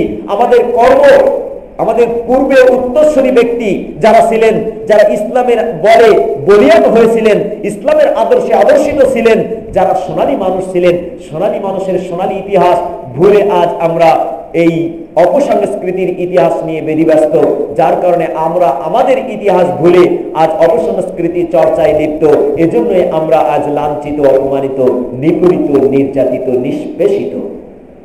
আমাদের ভাবা দরকার, আমাদের সন্তানদেরকে ইসলামী ইতিহাস শিক্ষা দেওয়া দরকার, খোলাফায়ে রাশিদিনের শিক্ষা দেওয়া দরকার, সাহাবায়ে কেরামের ইতিহাসগুলো তাদের মন মগজে ঢুকিয়ে দেওয়া দরকার। কারণ এই ইতিহাস পড়তে পড়তে তার ইসলাম সম্পর্কে, ইসলামের যারা মনীষী এদের ব্যাপারে স্বচ্ছ ধারণা হয়ে সেও এরকম হওয়ার চেষ্টা করবে। যখন আপনি একজন অপসংস্কৃতি রবি ঠাকুরের কাহিনী পড়াচ্ছেন, তখন তার মধ্যে রবি ঠাকুরের আসর আসছে, তিনি এমন একজন শিক্ষাবিদ ছিলেন, বিদ্যাসাগরে। আমরা তাদেরকে অস্বীকার, তাদের বিদ্যা, তাদের যা যতটুকু শিখেছে সেটা আমাদের আদর্শ নয়। আমাদের আদর্শ হবে ইসলামী আদর্শ। আমাদের ইসলামের বড় বড় নেতা নেই, বিষয়টা এমন নয়। সিদ্দিকে আকবরের মতো মানুষ কি আর আসবে? আল্লাহু আকবার। এরকম মানুষ, এর ইতিহাস আপনার সন্তানকে আপনি একটু শিক্ষা দিতে পারলেন না। এই শিক্ষা, ইসলামী শিক্ষা, ইসলামী ইতিহাস আমাদের সমাজে আজকে নাই, যার কারণে আমার আপনার সমাজ দেখেন বিভিন্নভাবে আজ আমরা কোলাহলে লিপ্ত হচ্ছি। কারণটা কি? আমরা আমাদের ইতিহাস ভুলে গেছি। মুসলমান সমাজে যদি আমরা আমাদের ইতিহাসকে আবারও চালু করতে পারি, যে মুসলমানদের পূর্বের ইতিহাসটা কি, এই মুসলমানদের এই ইতিহাস রচনা করতেও অনেক পরিশ্রম হয়েছে। আপনারা জানেন যে আল্লাহ নবী সাল্লাল্লাহু আলাইহি সাল্লাম একজন মাত্র ব্যক্তি সর্বব্যাপী ইসলামকে প্রচার করলেন কিভাবে সম্ভব হলো? আল্লাহ নবীর এই ইতিহাস আপনার আমার সন্তানদেরকে যদি আমরা শিক্ষা দিতে পারি, তবে ইসলামের প্রতি তাদের মনোবল, তাদের শক্তি আবারও সোচ্চার হবে, তারা ইসলামের বলে বলিয়ান হতে পারবে। কারণ যে জাতি যার নিজের ইতিহাসই জানে না, ধরেন আপনার সন্তান আপনার পরিচিতি জানে না, যে আপনার পিতার পরিচিতি বলতে পারে না, তাহলে ওই সন্তানটাকে কি বলবে? মানুষ জারজ সন্তান বলবে। তাছাড়া কি বলবে? মানুষ তাকে জারজ সন্তান বলে আখ্যা দিবে। যে তার পিতার পরিচয় বলবে, তোমার পিতার নাম কি, তোমার পিতার আব্বার নাম কি, দাদার নাম কি, তার দাদার নাম কি, এগুলো অত বলার দরকার নেই। অন্তত পিতার নামও যদি বলতে না পারে, যে তোমার পিতাকে সে বলতে পারে না, তাহলে ওই সন্তানকে মানুষ কি বলবে? পিতার পরিচয় যে দিতে পারে না তাকে কি বলে? জারজ সন্তান বলে। আপনি আমি যদি আপনার আমার ইসলাম ইতিহাস না জানি, আপনাকে আমাকে কি বলা হবে? লেস কাটা বলা হবে। এজন্য আমার আপনার ইতিহাস আপনার আমার জানা দরকার। আবু বকর রাদিয়াল্লাহু তাআলা আনহু জীবনী, আত্মজীবনী থেকে আমাদের এই সমস্ত শিক্ষাগুলো নেওয়া দরকার, যে শিক্ষা নিলে আপনি আমিও আমাদের ব্যক্তি জীবন, পারিবারিক জীবন, সামাজিক জীবনকে গঠন করতে সক্ষম হব। আসুন আবু বকর রাদিয়াল্লাহু তাআলা আনহু আত্মজীবনীর মোলাক্খাস, সারাংশ, আবু বকর রাদিয়াল্লাহু তাআলা আনহু সর্বপ্রথম কি কি কাজ করেছিলেন সেই ব্যাপারে একটা খসড়া আপনাদের হাতে আমরা আজকে উপহার দিব। 1 নম্বর, সর্বপ্রথম মুসলমানদের রাসূল সাল্লাল্লাহু আলাইহি সাল্লামের পরে যিনি নেতৃত্ব দিয়েছিলেন, বা সর্বপ্রথম যিনি পুরুষের মাঝে ইসলাম গ্রহণ করেছেন, তিনি হলেন আবু বকর। সর্বপ্রথম রাসূলের পরে যিনি মুসলমানদের ইমামতি করেন, তিনি ছিলেন আবু বকর। কোরআনকে সর্বপ্রথম একত্রকারী, তিনি হলেন আবু বকর। তারপরে কোরআনকে মুসহাব বলে নামকরণকারী সর্বপ্রথম ব্যক্তি হলেন আবু বকর রাদিয়াল্লাহু তাআলা আনহু। প্রথম খলিফা বলে নামকরণ করা হয় যাকে, তিনি হলেন সিদ্দিক আকবর রাদিয়াল্লাহু আনহু। তারপরে আসুন, যিনি সর্বপ্রথম ভাতা গ্রহণ করেছিলেন, বাইতুল ফান্ড থেকে যিনি নিজের বেতন নিয়েছিলেন, তিনি ছিলেন আবু বকর রাদিয়াল্লাহু তাআলা আনহু। তিনি তার পরবর্তীতে, যে খলিফার পরবর্তীতে খলিফা নিযুক্ত করার যিনি সর্বপ্রথম নিযুক্ত করেছেন, তিনি ছিলেন আবু বকর রাদিয়াল্লাহু তাআলা আনহু। আবু বকর রাদিয়াল্লাহু তাআলা আনহু তার পরবর্তীতে ওমর রাদিয়াল্লাহু তাআলা আনহুকে খলিফা নিযুক্ত করে গেছেন। তারপরে তিনি সর্বপ্রথম ব্যক্তিত্ব যিনি বাইতুল মালে মুসলমানদের হককে যথাযথভাবে প্রত্যাবর্তন ফিরিয়ে দিয়েছেন, মানে তার দাস এবং মালকে মুসলমানদের মালে তার মৃত্যুর পরে ফিরিয়ে দেওয়ার জন্য যিনি ওসিয়ত করেছেন, তিনি প্রথম ব্যক্তি যিনি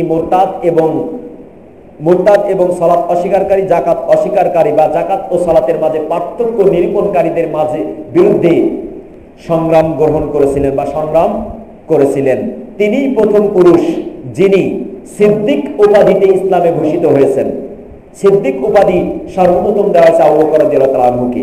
তারপরে তিনি প্রথম ব্যক্তি যাকে আতিক ও তাকাউ মিনান নার, আল্লাহর জাহান্নাম থেকে মুক্তিপ্রাপ্ত ব্যক্তি যাকে এই আতিক উপাধি দেওয়া হয়েছে। তিনি প্রথম ব্যক্তি যিনি মুসলমানদের জন্য বাইতুল ফান্ড তৈরি করেছিলেন, মানে মুসলমানদের বাইতুল মাল গ্রহণ করেছিলেন। এবং তিনি প্রথম ব্যক্তি যিনি বিভিন্ন দেশে বিজয় করেছিলেন বা বিজয় লাভ করেছিলেন, যেমন পারস্য এবং রোম দেশে। তারপর তিনি হলেন দ্বিতীয় ব্যক্তিত্ব যিনি হেরা পর্বত গুহায় নবী সাল্লাল্লাহু আলাইহি সাল্লামের সঙ্গী ছিলেন। তিনিই হলেন সেই ব্যক্তিত্ব যার ইসলামের মাঝে তিনি ছিলেন খুবই বীরত্বশীল একজন বুজুর্গ ব্যক্তি, মানে ইসলামের মধ্যে সবচেয়ে বুজুর্গ ব্যক্তি ছিলেন তিনি। আবু বকর রাদিয়াল্লাহু তাআলা এমন একজন ব্যক্তি যার সমস্ত পরিবারের লোকজন ইসলাম গ্রহণ করেছে, যা অন্য কোন সাহাবায়ের ব্যাপারে ঘটেনি। তার পিতামাতা, সন্তান সন্ততি সহ সকলেই ইসলাম গ্রহণ করেছিলেন। আবু বকর রাদিয়াল্লাহু তাআলা আনহুর ব্যাপারে ওমর রাদিয়াল্লাহু তাআলা আনহু তাই তো বলেছিলেন, রাহিমাল্লাহু আবা বকর, আল্লাহ তুমি আবু বকরের উপরে রহম করো, কারণ তিনি যে আমল করে গেছেন, তিনি যে চেষ্টা করে গেছেন, একজন মানুষ তার পরবর্তীতে যেই আসবে তার খুবই কষ্ট হবে, খুবই তার জন্য বিরক্তিবোধ হবে এই কাজগুলো বাস্তবায়ন করতে। এজন্য বলছেন আবু বকরের উপরে আল্লাহ রহম করেন। আবু বকর রাদিয়াল্লাহু তাআলা আনহুর কর্মসমূহ, তিনি কি কি কাজ করেছিলেন? 1 নম্বরে তিনি করেছিলেন মুসাইলামাতুল কাযযাব এবং মুরতাদদেরকে ইসলামের প্রতি আহ্বান করতে, যে ইসলামে রাজ প্রতিষ্ঠা করতে যে তাদেরকে হত্যা করেছিলেন। কোরআনুল কারীম একত্র করেছেন এবং বাইতুল মাল গ্রহণ করা, জাকাত গ্রহণ করা তিনিই প্রথম করেছিলেন এবং বিভিন্ন দেশে তিনি বিজয় শুরু করেছিলেন। এটা ছিল আবু বকর রাদিয়াল্লাহু তাআলা আনহুর জীবনীর সর্বপ্রথম কাজগুলি। আবু বকর রাদিয়াল্লাহু তাআলা আনহুর সময়ে বা যতদিন তিনি খেলাফতে অধিষ্ঠিত ছিলেন কতগুলি সাহাবী মৃত্যুবরণ করেছেন। তাদের মধ্যে অন্যতম ছিলেন আবু হুযায়ফা ইবনে উতবা রাদিয়াল্লাহু তাআলা আনহু এবং তার গোলাম সালেম, তারপরে সুজা ইবনে ওয়াহাব, সাবিত ইবনে আকরাম, উকাশা ইবনে মুহসান, আব্দুল্লাহ ইবনে সাহাল, সাবিত ইবনে কায়েস ইবনে শাম্মাস, এই সমস্ত সাহাবায়ে কেরাম আবু বকর রাদিয়াল্লাহু তাআলা আনহুর সমসাময়িক যুগে মৃত্যুবরণ শাহাদাত বরণ করেছিলেন।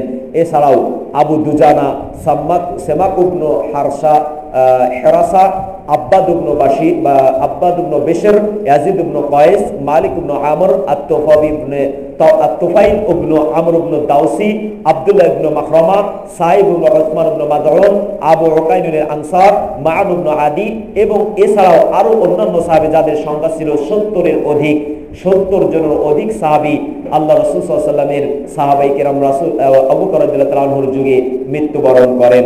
আবু বকর রাদিয়াল্লাহু তাআলা আনহুর বর্ণিত হাদিস, তিনি কতগুলি হাদিস নবী সাল্লাল্লাহু আলাইহি ওয়াসাল্লাম থেকে বর্ণনা করেন। আবু বকর রাদিয়াল্লাহু তাআলা আনহু 142টি হাদিস নবী সাল্লাল্লাহু আলাইহি ওয়াসাল্লাম থেকে বর্ণনা করেছেন। তাই পরিশেষে আমরা আল্লাহর কাছে কামনা করব, দয়াময় আল্লাহ যেন আমাদেরকে আবু বকর রাদিয়াল্লাহু তাআলা আনহুর আত্মজীবনী থেকে শিক্ষা নিয়ে আমাদের নিজেদের জীবনকে আমরা সেভাবেই পরিচালনা করতে পারি। নিজেদের জীবন, পারিবারিক জীবন, সামাজিক জীবন এবং রাষ্ট্রীয় জীবনকেও যেন আমরা পর্যায়ক্রমে সেই আঙ্গিকে সাজিয়ে নিতে পারি, সেই আঙ্গিকে আমরা পরিচালনা করতে পারি। আল্লাহ আমাদের সকলকে যেন সেই তৌফিক দান করেন। আকুলু কওলি হাযা আস্তাগফিরুল্লাহ লি ওয়া লাকুম ওয়া লিসাইরিল মুসলিমিন ফাস্তাগফিরুহু ইন্নাহু হুয়াত তাওয়াবুর রহিম। ওয়াসসালামু আলাইকুম ওয়া রাহমাতুল্লাহি ওয়া বারাকাতুহু। সুবহানাকা আল্লাহুম্মা ওয়া বিহামদিকা আশহাদু আল্লা ইলাহা ইল্লা আনতা আস্তাগফিরুকা ওয়া আতুবু ইলাইক।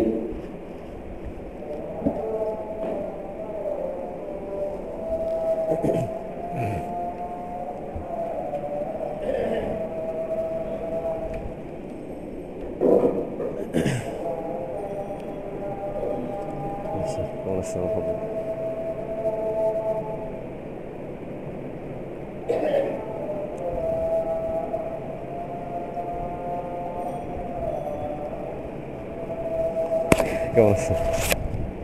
ভালো আছে। পুরস্কার আবার একটা কথা আবার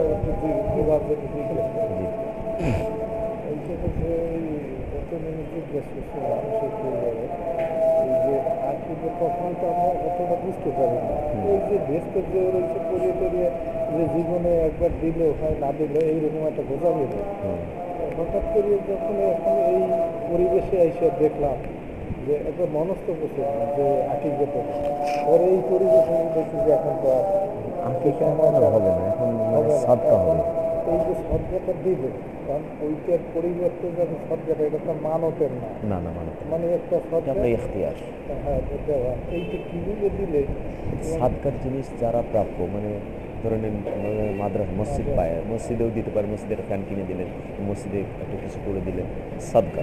আল্লাহ আমি আকিকও করতে পারিনি, আমার ছেলের যা বালা মুসিবত যেন আল্লাহ দূর হয়, এজন্য আল্লাহ তোমার আছে আর সাদাকা তো তোরাদ্দুল বালা, সাদকা কীভাবে বালা মুসিবত দূর করে, এই জন্য সাদকা দিতে হবে, যাতে সন্তানদের জানের সাদকা বলা হয়। এইটা মানে কি ওই আকিকের মতো ছাগলই দিতে কেমন না, তবে ছাগল যদি দিতে চান দিতে পারেন, সমস্যা নেই। হ্যাঁ, মাদ্রাসাতে দিয়ে দিলেন, কোনো সমস্যা নেই। ওটা কি এখন কি একটা দিকেই চলবে না ওই যে আগে দুইটার দিতে হবে, মানে এইটা নিয়েই আমি